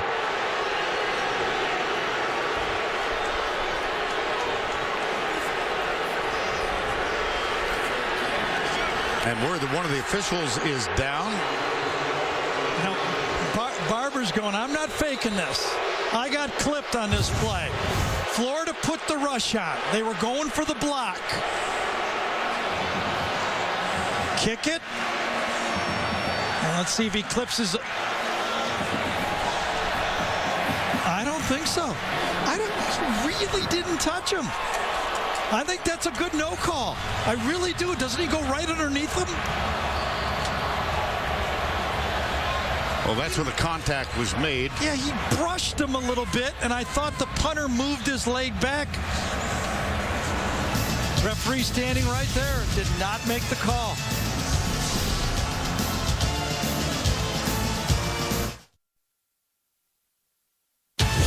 The Home Depot SEC on CBS is sponsored by Napa. Coke Zero. Wheels Up. And by Chick-fil-A. 21-17, Florida 7 rather. Florida leading. And was there contact? Well, look at Matt Moore. Our camera's about 40 yards away, but Matt Moore is about 12 yards away. Now watch it from his angle. To me, he thinks the guy goes right underneath him and doesn't touch him. His call right there. I know, Georgia fans are going to see it one way, but it doesn't matter. Matt Moore saw it a different way. They have taped up Colin Barber's ankle. First down 10.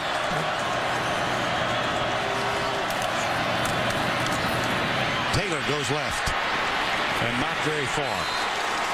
Quincy Mulger, number 20, defensively. Well, this proud Georgia defense that coming into this game had given up a long run of only 24 yards on the whole season, has been gashed in the running game. You got a team now running Florida for over 230 yards. They have to stand up strong. Quarterback draw? Indeed. across midfield. Yeah, same formation. They ran the same play before. You know they don't have a lot of offense in for Treon Harris.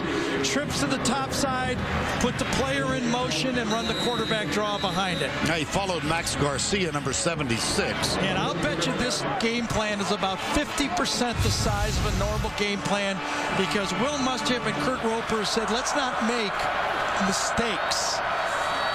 That's Clay Burton in motion. Rotating Georgia defense. Taylor. Nothing this time. Sterling Bailey, number 58, with the tackle. And Reggie Carter, number 45.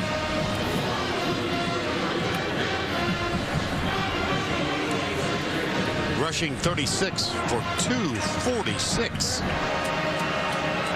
Georgia 23 for 104. 2nd and 10. Matt Jones at running back.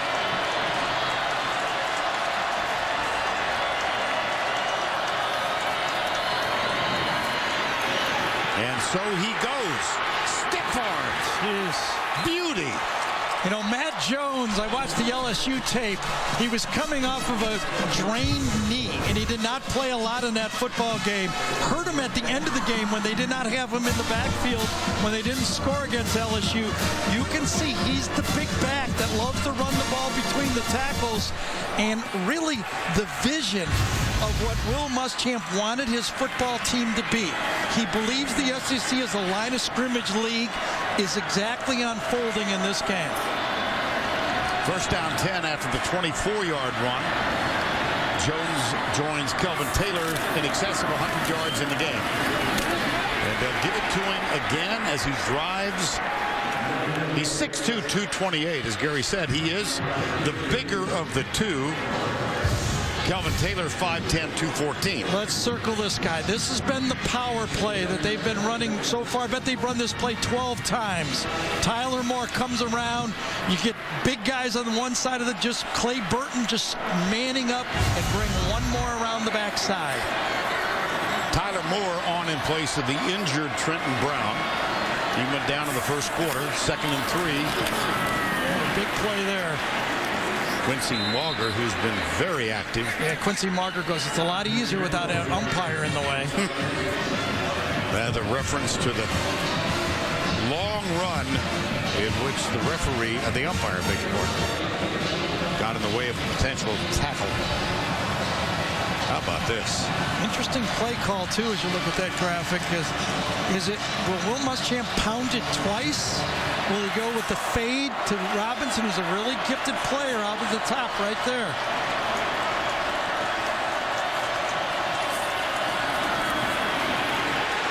Fourth down. It's going to be a penalty, though. Was it timed properly by Georgia?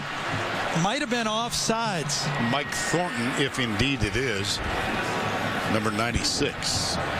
Offside, defense, number 96, 5-yard penalty. Penalty will result in a 1st down.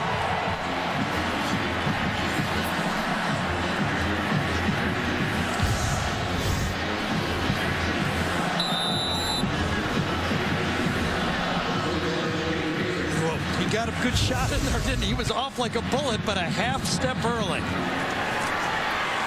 1st down goal.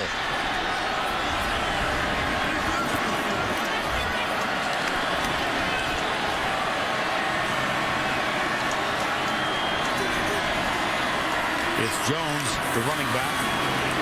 Dubose on the sweep. Got a little fancy, didn't they? Yeah, they did. Those always look nice when they work, but right now, Kurt Roper, the coordinator, second-guessing himself. I guarantee you. Well, Georgia's Verizon Red Zone defensive stats: 16 touchdowns on 22 trips. National average 61%. 2nd and goal.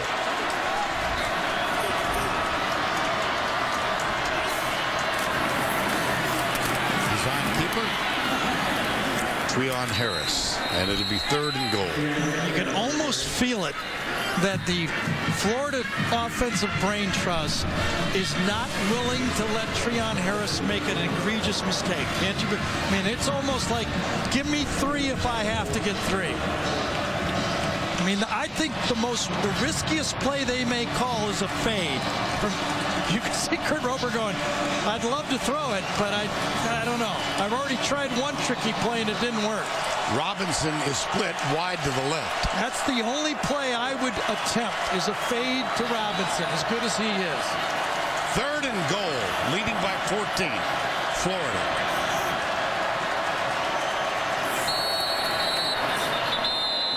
Play a game. Play game. Offense number 3. 5-yard penalty. 3rd down. And you can almost feel that Florida was arguing between everybody. Should we run it? Should we throw it? And all that talking, they got it off a half second late.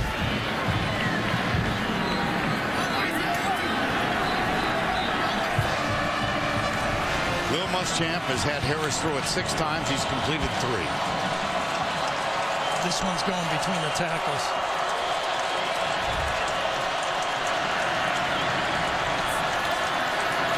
As it does, Jones, stiff arm. 4th down. Tough part about that, if they had not had the penalty, that play right there might score. This play was designed between the tackles.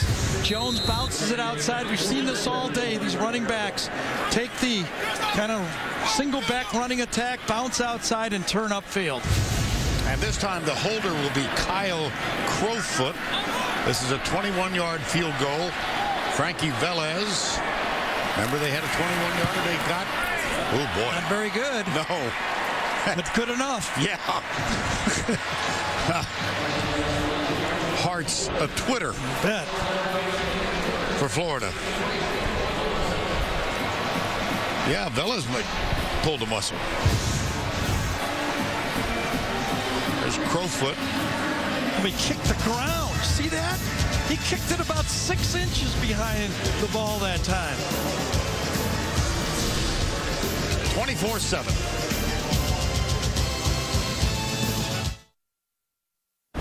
Adam Zucker with his Heisman Watch, presented by Nissan. Melvin Gordon trying to keep Wisconsin in the Big Ten West hunt.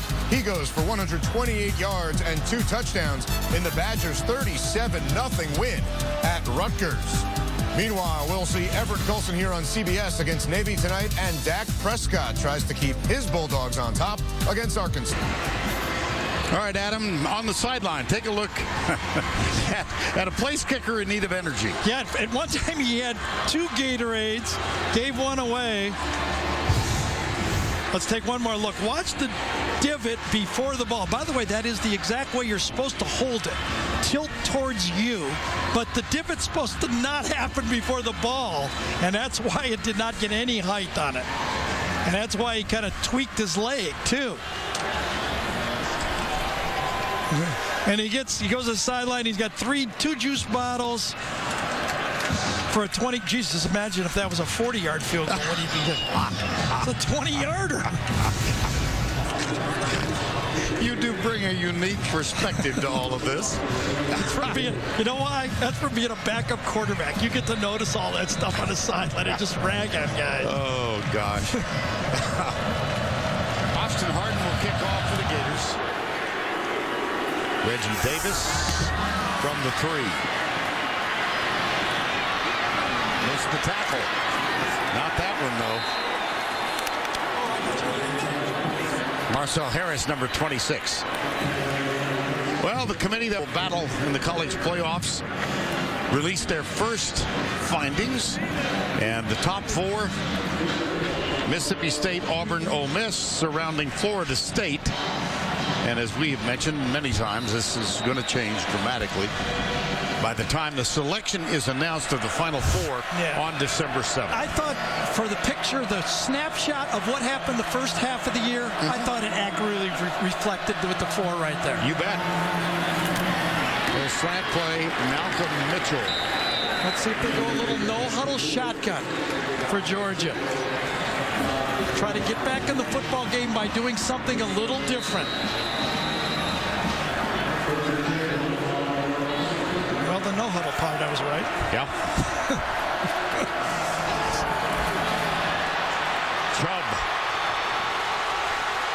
Chubb. Fumbled the ball. Yes, he did. I think he's calling him down, though. I think the linesman is calling him down. Brian Poole hit him. This Georgia team has lost only one fumble all year long. And now we got a little Dante Fowler, Michael Bennett altercation. Brian Poole, let's see if he was down. I think it was a fumble. My first look was that it was a fumble. Let's watch the whole play first. I think this is going to be Florida ball. Brian Poole, you're right, Vern, came from behind and see if he rips it out before it goes down. First down, Georgia. From that look, you can't tell. Watch this. Oh, it's out. Absolutely. It's out. Clearly out. That's going to be Florida's football. Because even though they call him down, the immediate play, it's recovered by Florida. They're going to get the ball.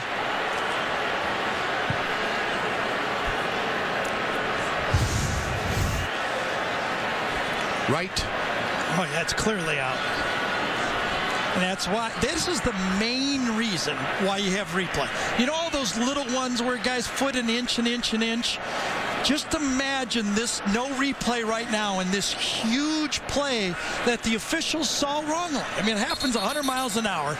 They did not see it pop out like that. The ball was clearly out. And it's going to be Florida's football. John Bible is the replay official. And that appeared definitive.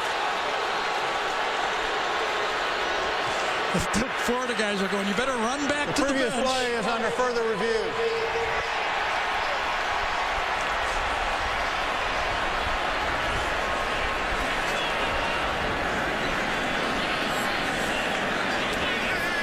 Brian Poole made the play from behind. Well, it was a well-blocked play.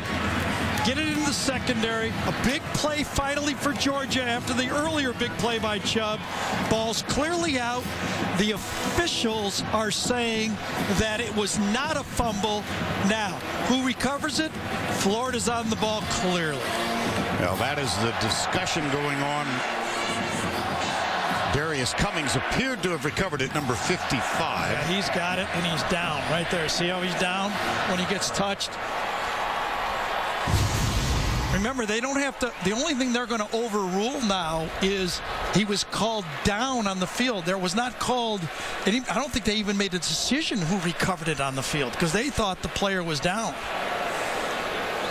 So the official doesn't have to overrule who got the ball. He can actually make up his mind, the replay official, who recovered the fumble. There's Cummings.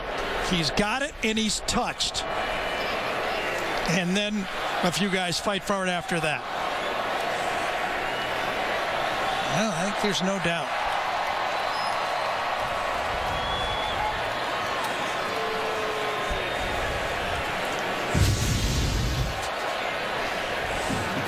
Well, these kinds of things change careers, cost people jobs.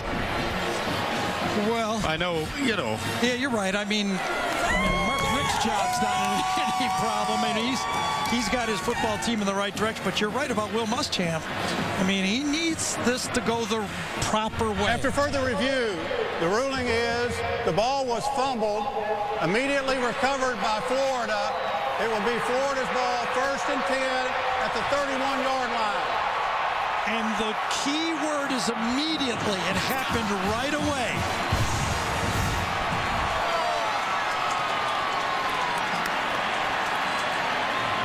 An immediate reaction to the fumble. And Florida's ball. Didn't listen to be on camera. Got to hold on to the ball. Key part of the game, running the ball. We just knew it. Neither team wanted their quarterback to really be the feature player in this football game. Well, that negated a 39-yard Georgia run by Chubb. Here's Kelvin Taylor. over 100. So also is Matt Jones. That is only the second fumble Georgia has lost this year. Remember, coming into this game, it wasn't Georgia #1 at +14, and Florida was even on the year. Yeah, +13, and they had they had the 1 earlier. 2nd and 6.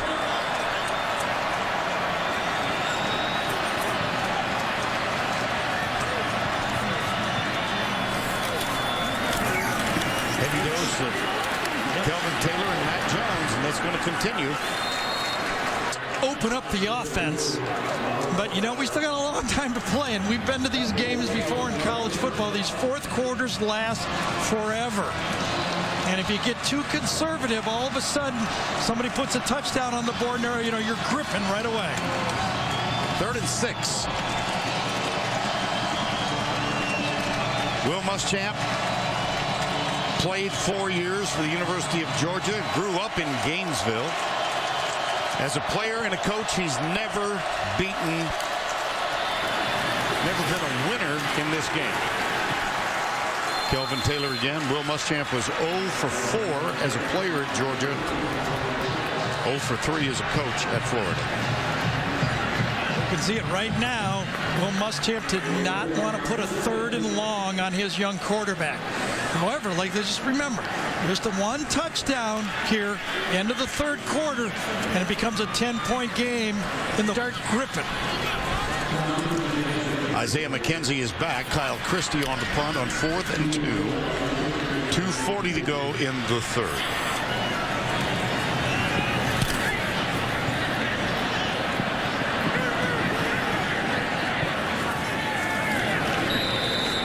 Down at the 28.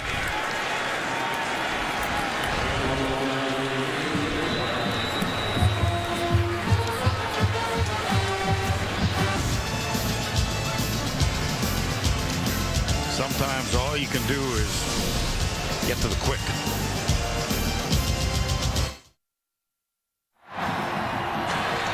(24-7) Florida leads. We begin the final quarter.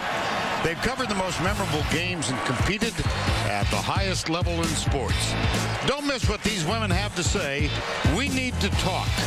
Tuesday nights at 10 Eastern, only on CBS Sports Network, the 24-hour home of CBS Sports.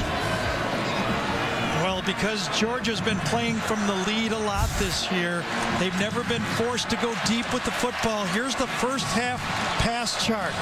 Nothing deep. All the completions less than 5 yards.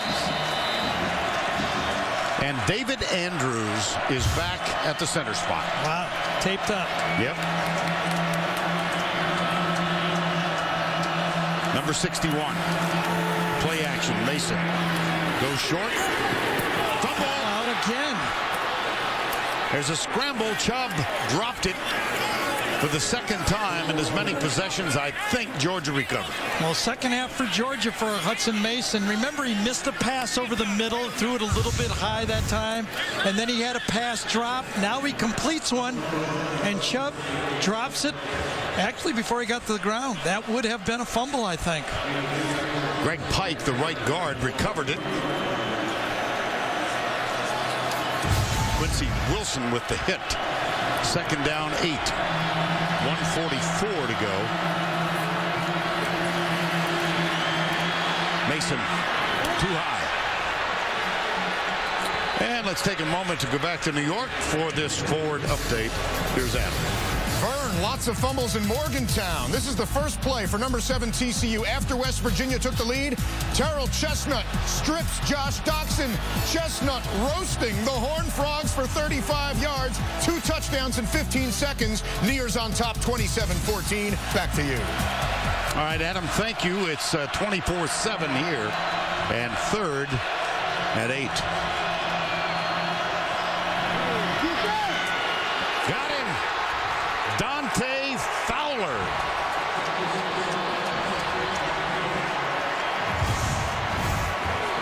Well, big number 6, you must know where he is all the time. We talked about him. He's a mismatch. He lines up wide. He's got the tight end matched up. That That's a true freshman on one of the elite pass rushers in the SEC. That's a protection that I would not want if I was a quarterback.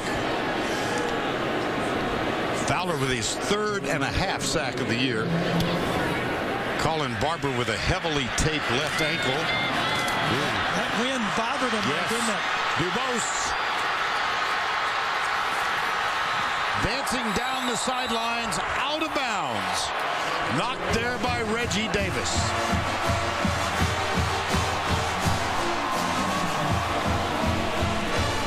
The special teams have been controlled by Florida in this football game. Dubose does not handle the wind. The wind is going to push him to the right. But once he catches it, his speed gets to the sideline. He kept Florida in that LSU game, I'll tell you that. And remember, it just makes me think of Jeff Demps. Remember we were hearing, what was it, 11 or 12? He had that 99-yard kickoff return. That's the kind of speed DeBose has. It's a huge stop for this Georgia defense. They have to stand up right now and force a field goal. It's Matt Jones. Harris keeps it.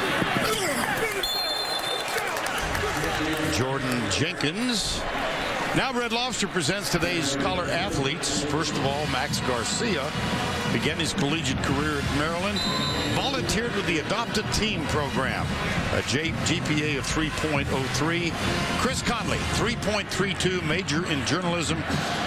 He directed his own movie in the offseason. He's one of the more remarkable young student athletes we've interacted with over the years. 2nd and 9. Red Lobster committed to the investment of our future by donating $1,000 to each school's general scholarship fund. Jones. And that play is just killing Georgia. Just killing them. I mean, they must have, they're bordering on 20 times, I bet, that they've run this play through 3 quarters. Pull them around and follow them and then read the block. Even though you have a linebacker right in the middle of the play, it was Reggie Carter. He runs right away from him. Big quarter for Florida. It's over. That's the end of 3. Scored 24-7. We'll return to Jacksonville right after this word from your local station.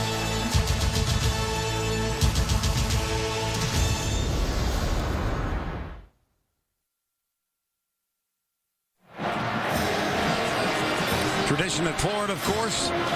The Gator fans gather and sing "We Are the Boys." And they are in a celebratory mood today as we begin the 4th. 24-7. Florida trying to go to 4-3 for the season. Georgia jumped out to a 7-0 lead, but now Florida with a 3rd and 1. Run it and push them from behind like you're allowed to do. Oh, my goodness. Jones, little stutter step behind the line. You know, usually on these 3rd and 1s, you get a guy that just runs straight ahead and tries to plow. But Jones is patient, sees the block, actually runs behind the tight end's block on that play, and gets by. It was actually behind Tevin Westbrook's block that he patiently waited for. First down goal with a 24-7 lead.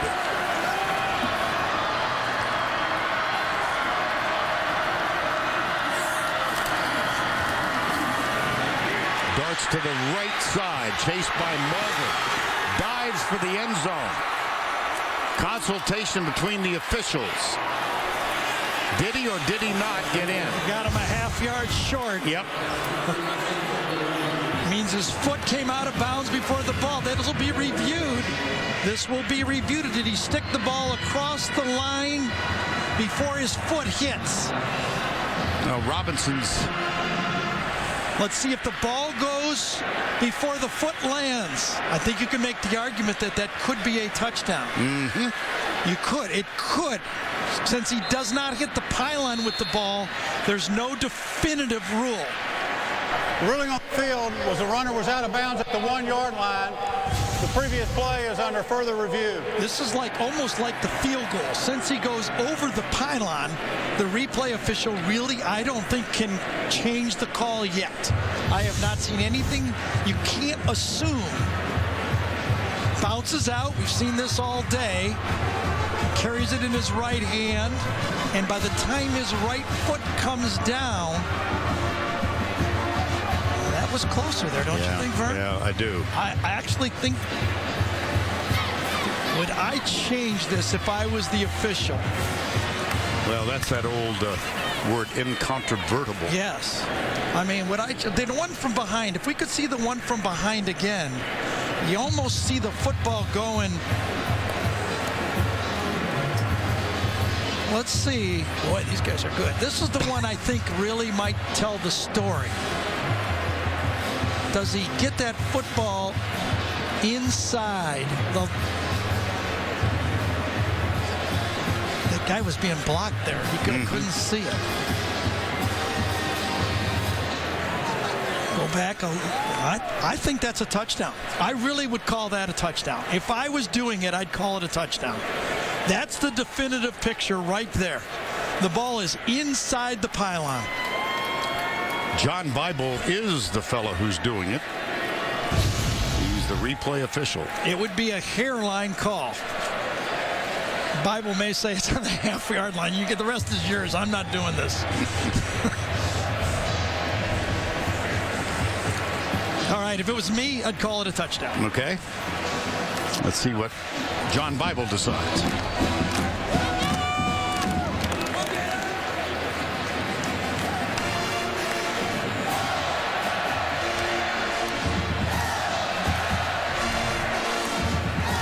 Foot went down. I think the ball got in and above the pylon.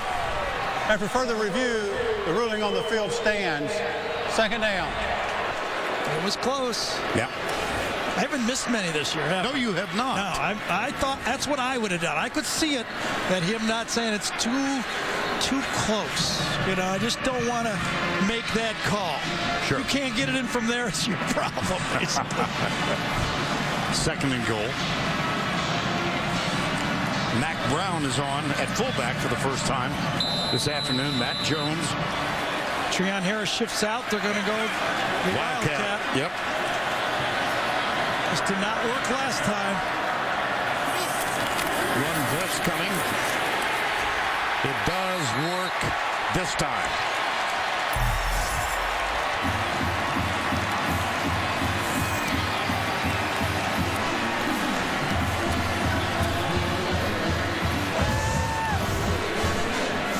Good snap, good catch, and this time just put your head down and try to get 6 inches. Sterling Bailey is the injured player.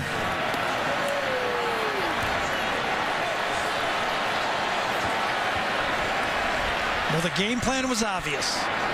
We're going to try, if we don't turn the ball over, to keep it out of our quarterback's hands and ask him to do too much. 56 plays, Vern, 50 runs, 6 passes. Treon Harris, when much less was on the mind, i.e. a game against Eastern Michigan, he threw his first 2 passes, both for touchdowns, both in excess of 70 yards. Had a significant role in the come-from-behind win at Tennessee. This is Sterling Bailey still down.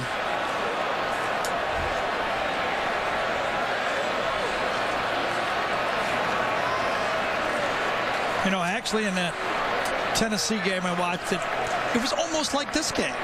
I mean, they put him in, and good things happened to the team. You know, he made nominal plays, but it was more that they got the breaks. I actually talked to Jeff Driscoll when I was down on the field today. I wanted to visit with him. He's been so good to us when we visited with him over the years.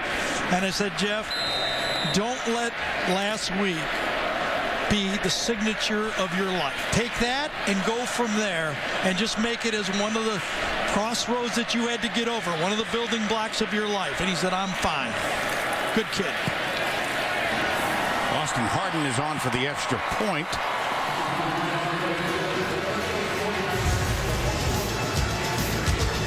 Out of the Wildcat. Touchdown Gators. Matt Jones. Treon Harris leading the celebration.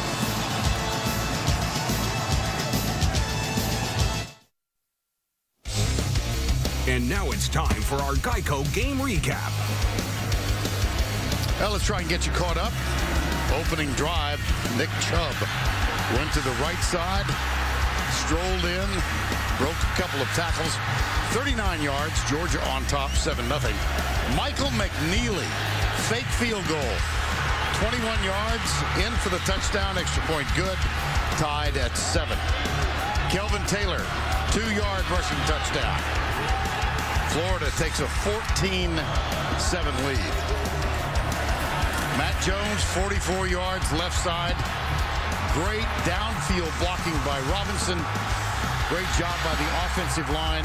That made it 21-7.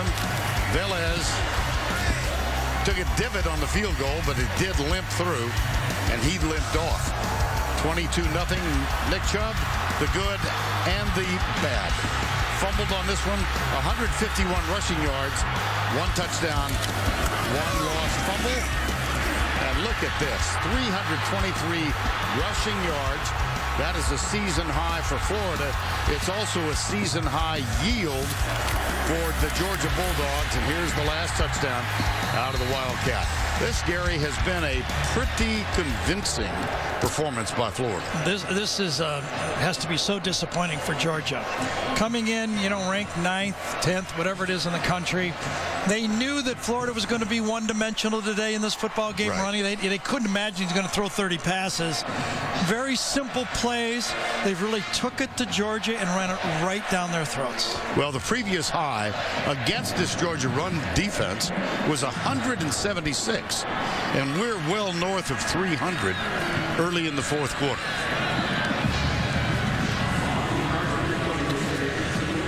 What happened is Georgia got a couple games. Finally the loss of Todd Gurley has kind of shown something. They don't have that deep threat as a pass receiver, nor the deep threat of a home run hitter from Gurley. And the schedule that went their way made it maybe look a little too good for this football team. Reggie Davis. And let's go down once again to Allie LaForce. Thanks, Vern. I have an update on Sterling Bailey. It's a right shoulder injury. He was in so much pain that he was holding his right arm up with his left arm just to give it a little more support. They did take him back into the locker room for further assistance. Okay, thank you, Allie. You know what I mean about their schedule a little bit, Vern? When you first looked at the schedule, Georgia was saying, wow, we caught a bad break. We don't play Mississippi or Mississippi State. And then that turned out to be a good break. They also didn't play LSU or Alabama, so their schedule's looking like winnable. And then all of a sudden, when they needed that game, 1 or 2 more games to get back with Todd Gurley, it wasn't there. Gurley must sit out next week as well. Georgia's remaining SEC games, Florida today, of course, then at Kentucky and against Auburn on the 15th. They do have Gurley back then. And as odd as it could be, Florida's schedule, they could sneak in on the West if they finish off this game. Because they just have winnable games left. And you look at Georgia with Auburn, you look at Missouri, they still have 4 games. They haven't played anybody from the West yet. Right. So all of a sudden, what looked like a disaster going into this week when everybody assumed Will was a dead man walking, all of a sudden, whoa, he could get to Atlanta. Play action. Hudson Mason across the middle. Intended for Bennett. Knocked away by Brian Poole. Let's take a look at the current SEC East standings. There's Georgia with a 4-1 record, but trailing by 24 here. Missouri is leading in their game. Kentucky, and then there's Florida at 2-3. Remember they had a game called No Contest? Yes. Against Idaho, first week of the season. Only one play in that game, a kickoff return, and then thunderstorms. Mason under trouble, goes deep left side. Chris Conley, the intended receiver. Jalen Tabor, number 5, was back. And you know, with a first-year quarterback here, Hudson Mason, it was able to manage this football season because Georgia, because of the injuries to their wide receiver, does not have the elite firepower at the wideout that they're used to. I mean, there's no Cooper out here, A.J. Green out here to kind of take the top off of this Florida defense. 3rd and 10.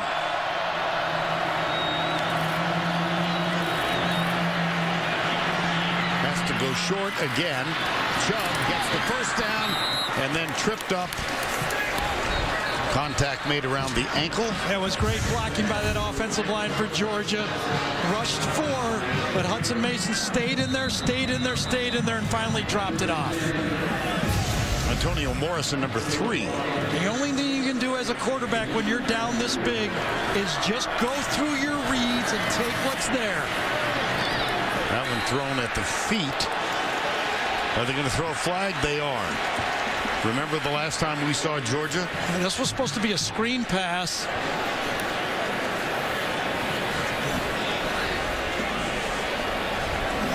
Personal foul. Roughing the passer. Whoa. Number 91, 15-yard penalty. First down. Wow, that's David Andrews, the center that time, was 15 yards downfield attempting to block for the screen pass. You see the ball's thrown and they hit in the back. Good call. Helmet to the back. Joey Ivy. Joey Ivy ran out like it was hockey, like he was going to get a penalty, 2 minutes in the box, but no, right back out. Mason again, got him. Nice That's delivery. Malcolm Mitchell. Mitchell gets up very, very slowly.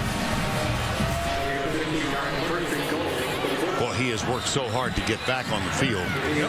Missed all of last year with the exception of the opening quarter of the season. Re-injured his knee.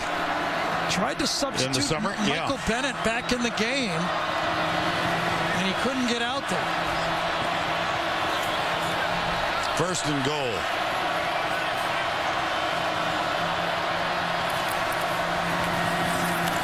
Chubb, nothing. Double teamed and dropped. John Bullard, number 90. Dante Fowler. Loss of 4. From behind that time, Fowler's rushing the passer and finds the draw man.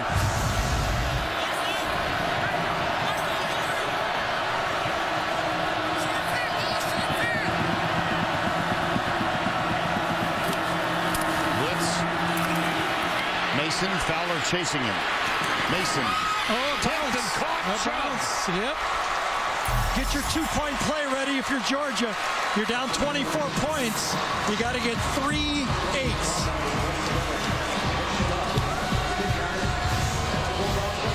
This ball could have been picked off. It wasn't. And Chubb gets it. Vernon Hargraves defending. Yep. Vernon Hargraves. Defended well by Florida. They blitzed Hudson Mason, and Mark Richt had it ready. He was instantly signaling 2 fingers. He was going for 2. He knew exactly what he had to do. And right now, he's with his defensive team, talking to them. He needs a 3 and out. Conley and Bennett, right side. So was Mitchell. Blitz. Underneath. Caught. Good for 2. No. I thought he had control. Must have been bobbling it all the way. It was a gimmick play. Chubb faked the block and then slipped inside. Watch Chubb. They know it's going to be a blitz. Bobo knows it's going to be a blitz. The offensive coordinator, he goes and then goes. And he's got it. He's got it. Well, I think they might review this. There's the grab.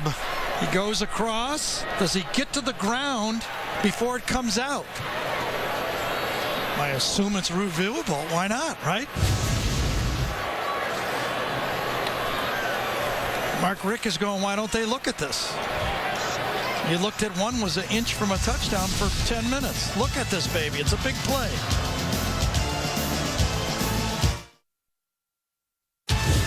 The Home Depot SEC on CBS is sponsored by Hyundai, Dr. Pepper, New York Life Insurance Company, and by Chick-fil-A. We're going to show you one more look as we come back of that last two-point play. The ball is bobbled, then controlled, but we believe up here, John Bible, the replay official, is going to agree with the referees that the ball moved before he touched the ground. You can see the ball moving before his rear end touches the ground. I think that was the proper call. It was a huge call because instead of it being a two-possession game, it's now a three-possession game. And the call was confirmed. It stands as called.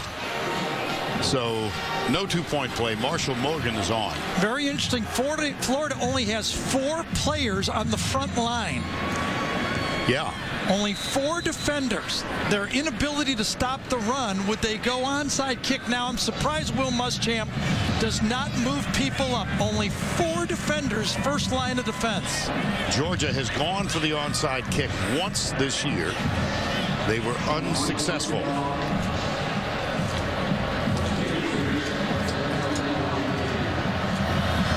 Nope. Taken at the 5. Brandon Powell, number 15. Are they going to call it? No call. They're letting him play, and they're continuing to let him play. Costa Boblis, one of the special team stars.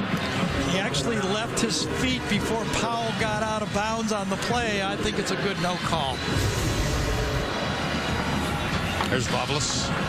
First down 10. Well, Georgia has had no ability to stop the run. Okay, as you look at, we said, I mean, we talked about 201 was the number. That's what we came in 3 games. Do you sell out more? Look how wide and deep the safeties are to stop the run. Taylor got and dropped. Tell you, when you had a lead like this and you try to hold on, that clock seems like it's stuck. Look at the Florida players. Look up at the clock. That was Corey Moore with the tackle, number 39. A loss of 2, 2nd and 12. 10:35 to go.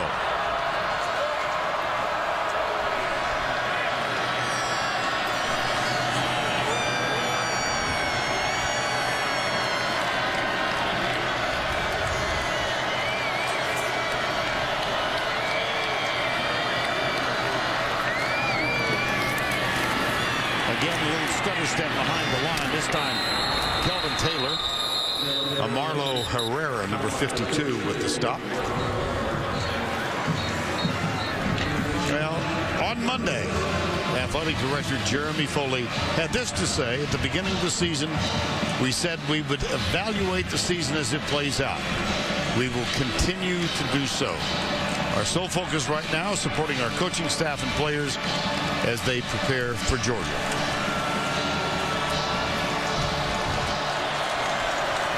Will Muschamp looking for his first win in this series as either a player or a head coach. Treon Harris has thrown 1 pass this half, and I didn't think it would be 2 after that play. They are going to play the clock. Now, perhaps if Georgia had made that 2-point play and made it a 2-possession game, they might have risked it. But they were not on that one. Georgia, Mark Richt, has used one of his 3 timeouts.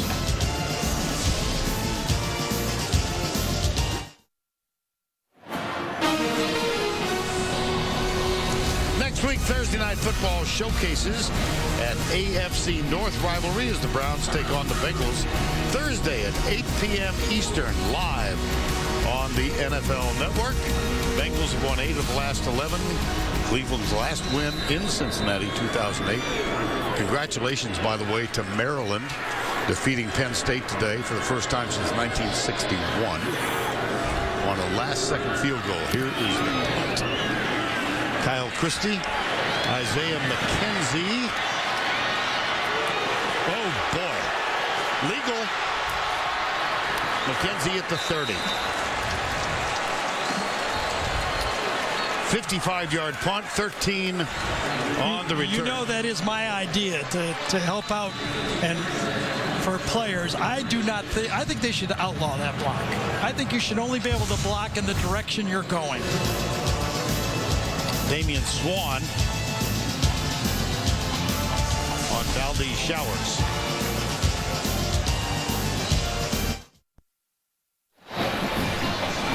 (31-13), Florida leads it. Don't forget, later in the game, the play of the game presented by Napa Auto Parts. Well, this has to be as perfect a finish as, remember, Aaron Murray against Auburn when it looked so bad, and they have to have a perfect finish now. No mistakes. Every ball has to almost be completed for a first down, and they're probably going to have to throw an onside kick or two in there for them to win this football game. 31. Excuse me, Gary. Yeah, Vern, I think one stop by Florida, it's their game. Mason back. Boy, good downfield coverage. He does get rid of it, but it was a little soft, and Hargraves knocks it away from Michael Bennett. Well, you can see that for this Florida football team, they're going to play 8 people back, 3-man rush. They're playing zone defense, keep everything in front of you. I think there's another guy back there. See, there's another guy back there. Yep. Nick Chubb.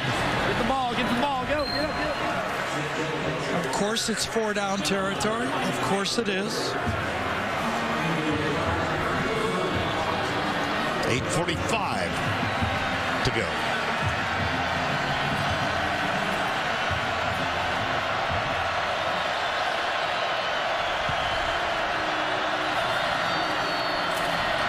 Right side. A nice back shoulder throw and a great catch that time. Malcolm Mitchell, the ball's almost on its way. Now he turns, and it's placed perfectly to the outside to beat pretty good coverage. Vernon Hargraves is going to give you that one. He does not want the stutter and go on him. 8:20 to go. Well, they got it. Yes, they do. Blazevich to the 21. Hard to believe. Mike Bobo just signals one play, fake, and he's gone. That's a lack of discipline by that Florida defense. They've seen it all year. They had a bust in that Alabama game we did. They had a bust against LSU, and they had a bust right there. That was Marcus May, number 20, who bit. First down and 10. Under 8 to go. Down by Malcolm Mitchell. I think they're going to call an offensive pick on this play.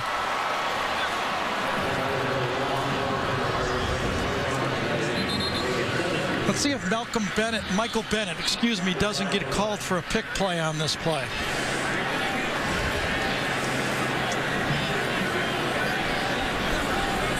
He sticks it. I thought he stuck his hands out. Number 83, 15 yards from the previous play. Yeah, it's the freshman Blazevich on this play. Watch him. He even sticks his hands out. Had he not stuck his hand out, he might have got away from him. Watch him come out and push with his hands. I think that's a great call. So they bring it back. March it north. It'll be down between the 37 and 36-yard lines. First down, 25. Those wide receiver pick plays have been getting a lot of pub lately, right? I noticed that. Left side, got it. Chris Conley. Nice job getting out of bounds by Conley. Very smart. Didn't pick up the first down. He needed to get out of bounds.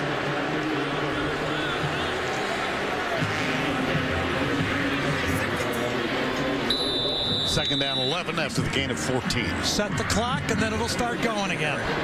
Got to be ready if you're Georgia.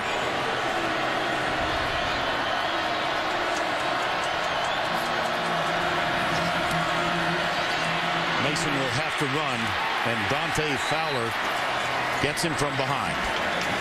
Georgia's going to have to take a timeout here. They have 2 left. They think it's a first down. They forgot about the penalty.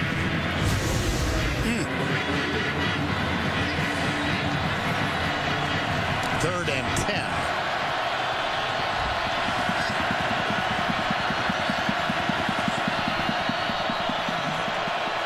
If they don't pick this up, they probably, if it's this long, 4th and 10, they may have to think field goal. Delay of game. Oh, it's motion. Yeah, John Theus. John Theus, yep. False start. 71 offense. 5-yard penalty. 3rd down. You know, when the previous play passed the down marker, I thought the Georgia staff thought it was a first down. They were signaling first down on the sideline. They thought the clock was going to stop, but it was 3rd and 10. I could be wrong. I don't know what he was thinking exactly. If he did, I thought it should have been a timeout. 3rd and 15 now. Down the middle. Got beautiful. Michael Bennett. That is a first down. Sure is. Ryan Poole in coverage. Great throw. And Bennett, remember the guy who had the 4th down catch from Aaron Murray when they crawled back in that game at the end of the half, comes up with another one. Here's Mason, right side. It's caught, and the tackle made on Bennett by Marcus May, number 20, 2nd and goal. For Florida, a completion with the clock running is big. Well, the clock now at 5:48. That 2-point play, not making that 2-point play is huge in this football game. 2nd and goal. Mason. Great defense. Vernon Hargreaves. Vernon Hargreaves does it exactly right. He doesn't grab him. A lot of players will take that left hand and grab him. Watch how much confidence he has to reach out, keep the left hand free, and trust his abilities. One of the best in the country. 3rd and goal.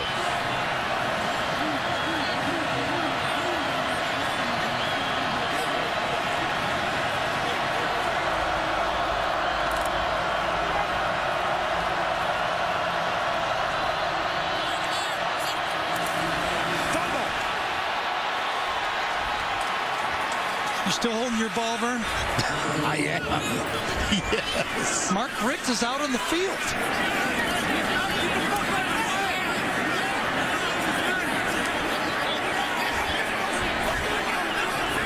Time has been called while they unravel this.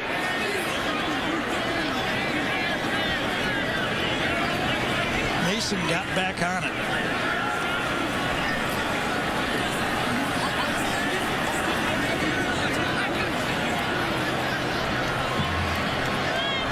As soon as Mark Richt saw the fumble, he was almost running out there to call timeout because he knew he had to stop the clock for a 4th down play, and I can't believe Mason got that ball back. No.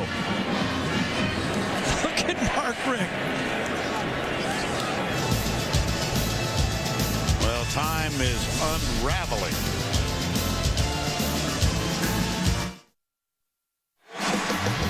Doubleheader tomorrow on CBS, the NFL games. League game early, San Diego at Miami. The Bird and the Beard will be there. Denver at New England. Jim, Phil, Tracy complete the doubleheader. All of that tomorrow, the NFL on CBS. Every time I see San Diego, Miami, I think of Fouts playing in that game right after the Ice Bowl. Remember that one? Foutsy playing down there? Yeah. Kellen Winslow late. Well, let's talk about this game.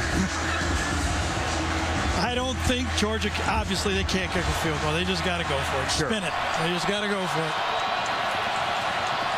4th and goal.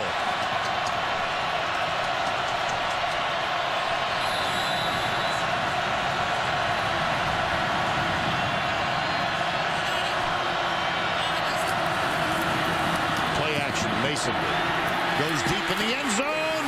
Nope. No. What a defensive play. Marcus May. The ball intended for Bennett. Executed very well by Georgia, but better by Florida. Marcus May, he didn't interfere, but he ripped that ball, stayed on his man, reacted, and stayed with it and pried it loose.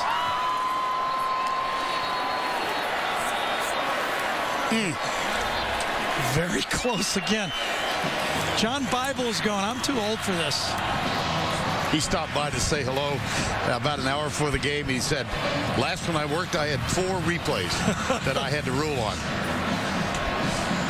DJ Durkin's going, my guys got it. I'm sure it does not look like they're going to review that last play. Once the ball snapped, it's over.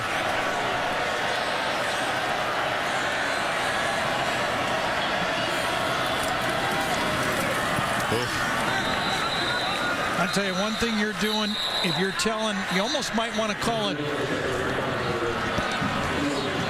Michael Bennett. Timeout called, by the way, by Georgia. Hands in there. He's got it. He's got it. And it comes out.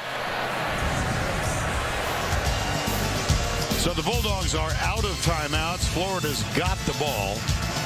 Still some time remaining. Not a lot.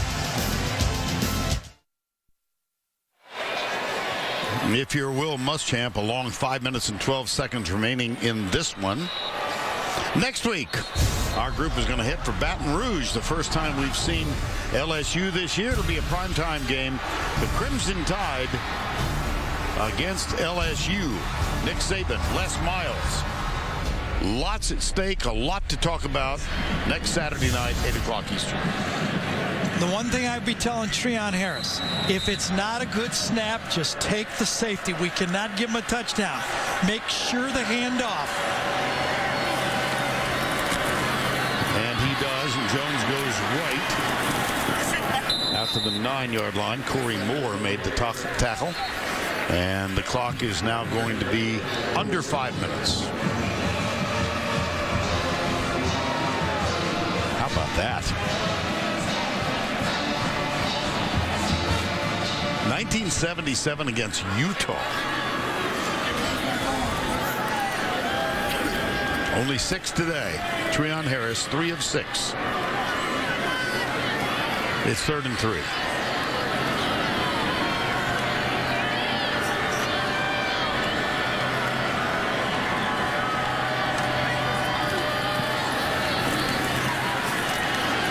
Broke a tackle, did Matt Jones.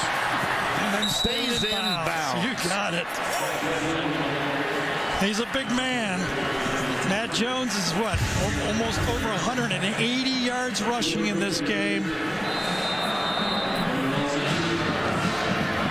Runs through a tackle and keeps from going out of bounds. Smart play, tough play, athletic play. 1st and 10. 4 minutes remaining. We're going to take at least 2 more minutes off the clock, even if they don't make a first down.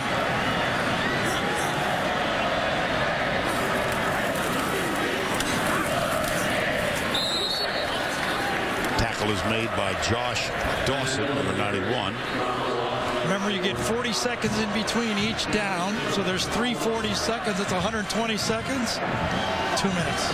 Jeff Driscoll, things just didn't go right for him. You know what? I got to believe, though, there may be another chance. You have to be ready. One more chance. Your teammates are counting on you to be ready if something happens to that man in the future. Driscoll, as we mentioned, broken ankle, game 3, late September against Tennessee last year. On 2nd and 11, Jones. 1st down. And the athletic director of Florida on the sidelines, Jeremy Foley. You know, there were a lot of people, a lot of so-called experts that thought Jeremy Foley 2 weeks ago after the last game was going to pull the plug on this thing. He said, nope, we have a way to do it. We're going to do it at the end of the season, and I'm going to let my guy coach at least one more game. Yep. First down and 10.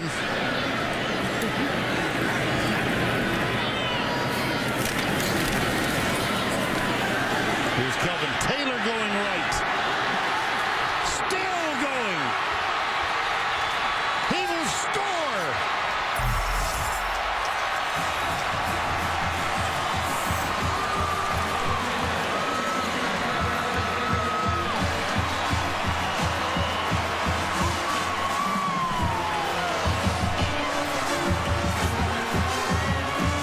I think that's going to put him over 400 yards rushing. Gosh almighty. I find it quite a paradox when your athletic director is skipping down the sidelines and your coach knows it ain't over yet. Well, that is the season and what's at That's stake. right. Well, I mean, you know, I'm not taking anything away from Georgia. They are what they are. But that man has never won this football game. He's always been on the losing side. He played at Georgia. He's coached here. And he's an O until today. Yep. You know, Georgia has all their people up. It's almost a short yardage running situation. When you bust the line of scrimmage, there's no safeties back there. It's an all-out gamble for the Georgia defense. Once he turned the corner, it was a touchdown. Jeremy Foley. That away.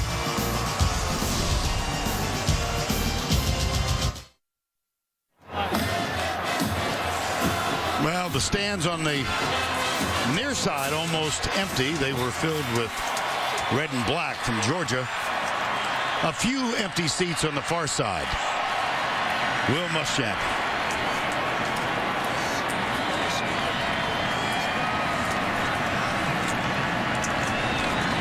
Will and his wife Carol have two sons, Whit and Jackson. He said one of the tough parts of the last couple of weeks, especially in the aftermath of that terrible loss at home to Missouri, when the crowd, those who were still left, were hollering, "Fire Muschamp, fire Muschamp," was explaining to his 9-year-old son why the crowd was hiring Fire Muschamp. But you know what I liked about Will Verne is he understands it. Yep. He understands it's a results business. He didn't have any problem. You know, he believes in himself, obviously. I actually talked to Will about as we look at his schedule, and these are winnable games. Well, maybe not the Florida State game that they're going to end up with. Right. But in the SEC, Florida will be favored when they play at Vandy. They play at Vandy. I think it's at Vandy. It is. Okay. And then they come home to South Carolina.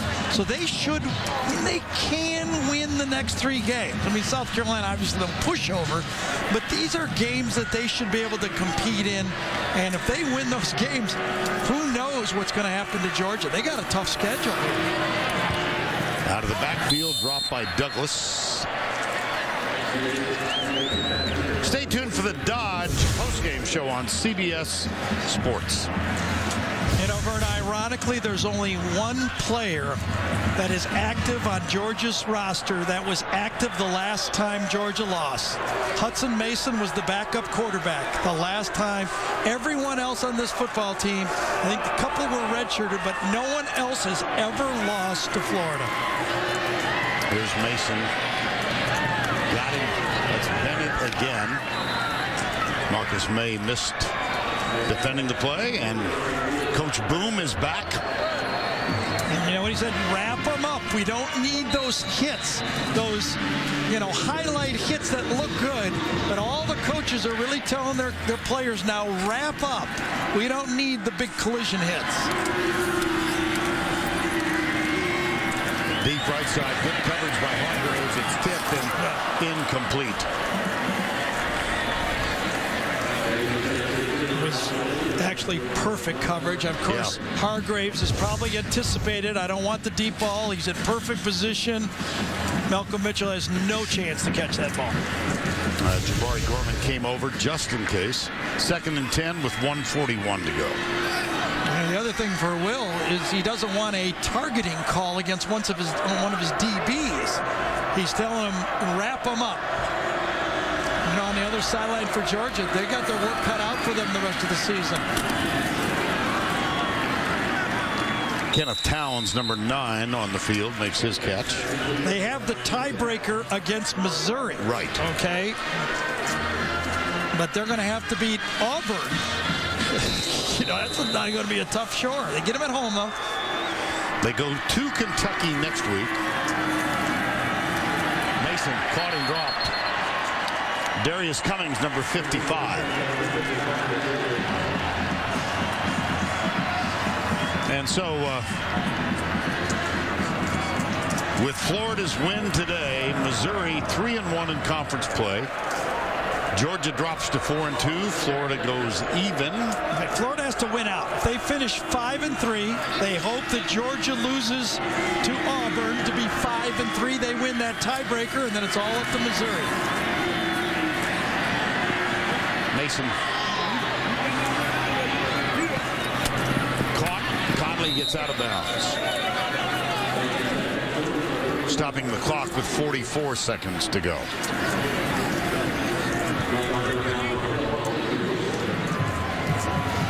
Here's the thing about Florida. One doubts that Treon Harris and Florida will be able to win out throwing 5 or 6 passes a game. Yeah. And they're going to need more than that.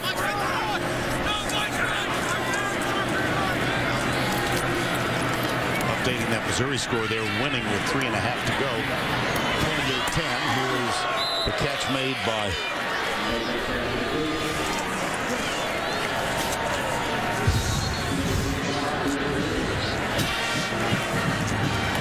Jordan Davis. I knew it all along. First and 10.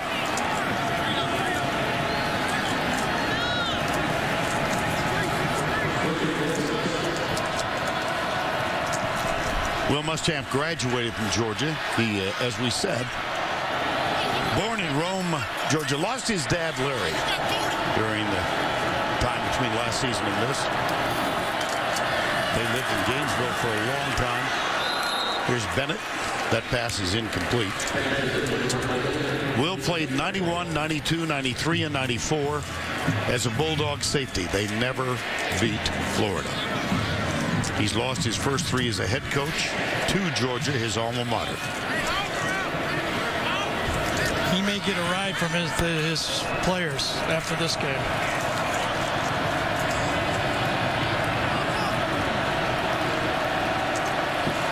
Second goal. Catch is made. They try to rip it out. It's Malcolm Mitchell. Clock with 20 seconds to go.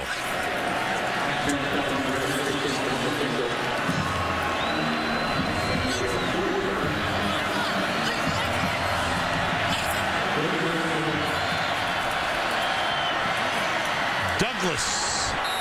4 seconds on the clock. Touchdown.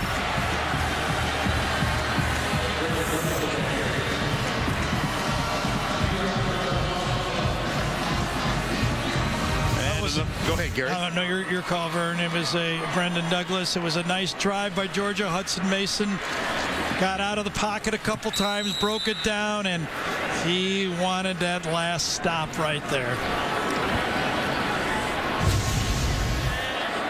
Marshall Morgan for the extra point. I think he shouldn't be too greedy. No, I don't either. Oh. 3 seconds to go. It's an 18-point Florida lead.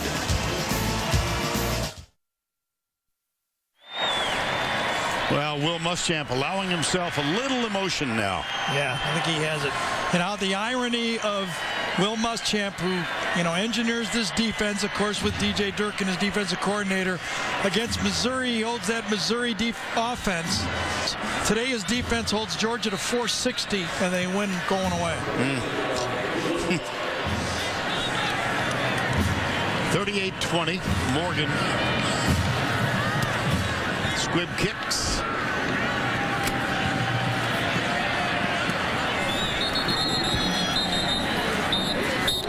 puck never started.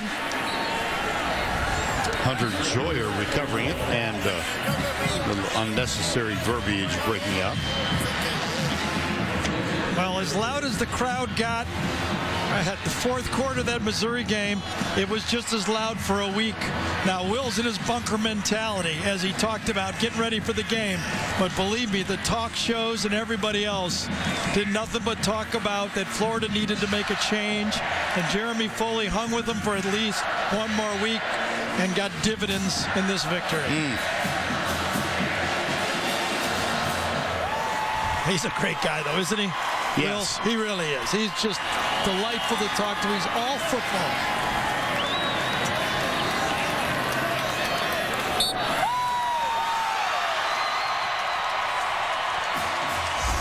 At last, for Will Muschamp. Steve McLean to his right, our left, longtime sports information director. Mark Richt, Will Muschamp.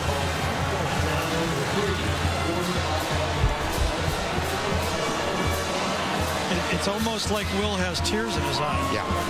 He's very emotional.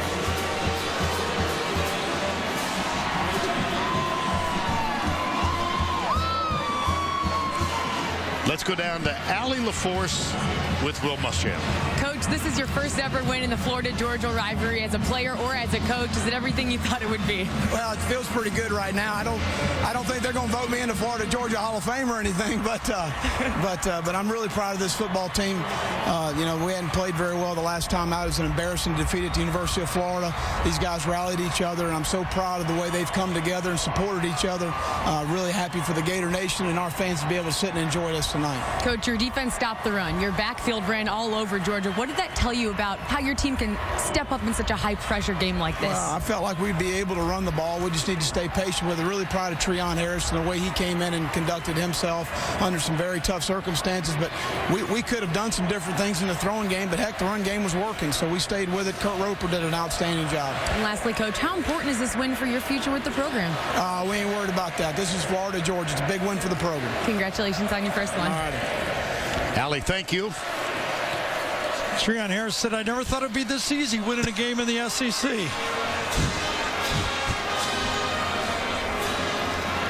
Well, Mark Richt and his younger son, Zach. Yeah, he understands there's good days and bad days as a coach. And let's go back to Allie LaForce with a couple of pretty fair country running backs. I'd say they did pretty well. We'll start with you, Kelvin. You rushed for the most yards in your entire career. Your team was running all over the field today. What got into the backfield? Oh, man. You know, my offensive linemen, those guys did a great job.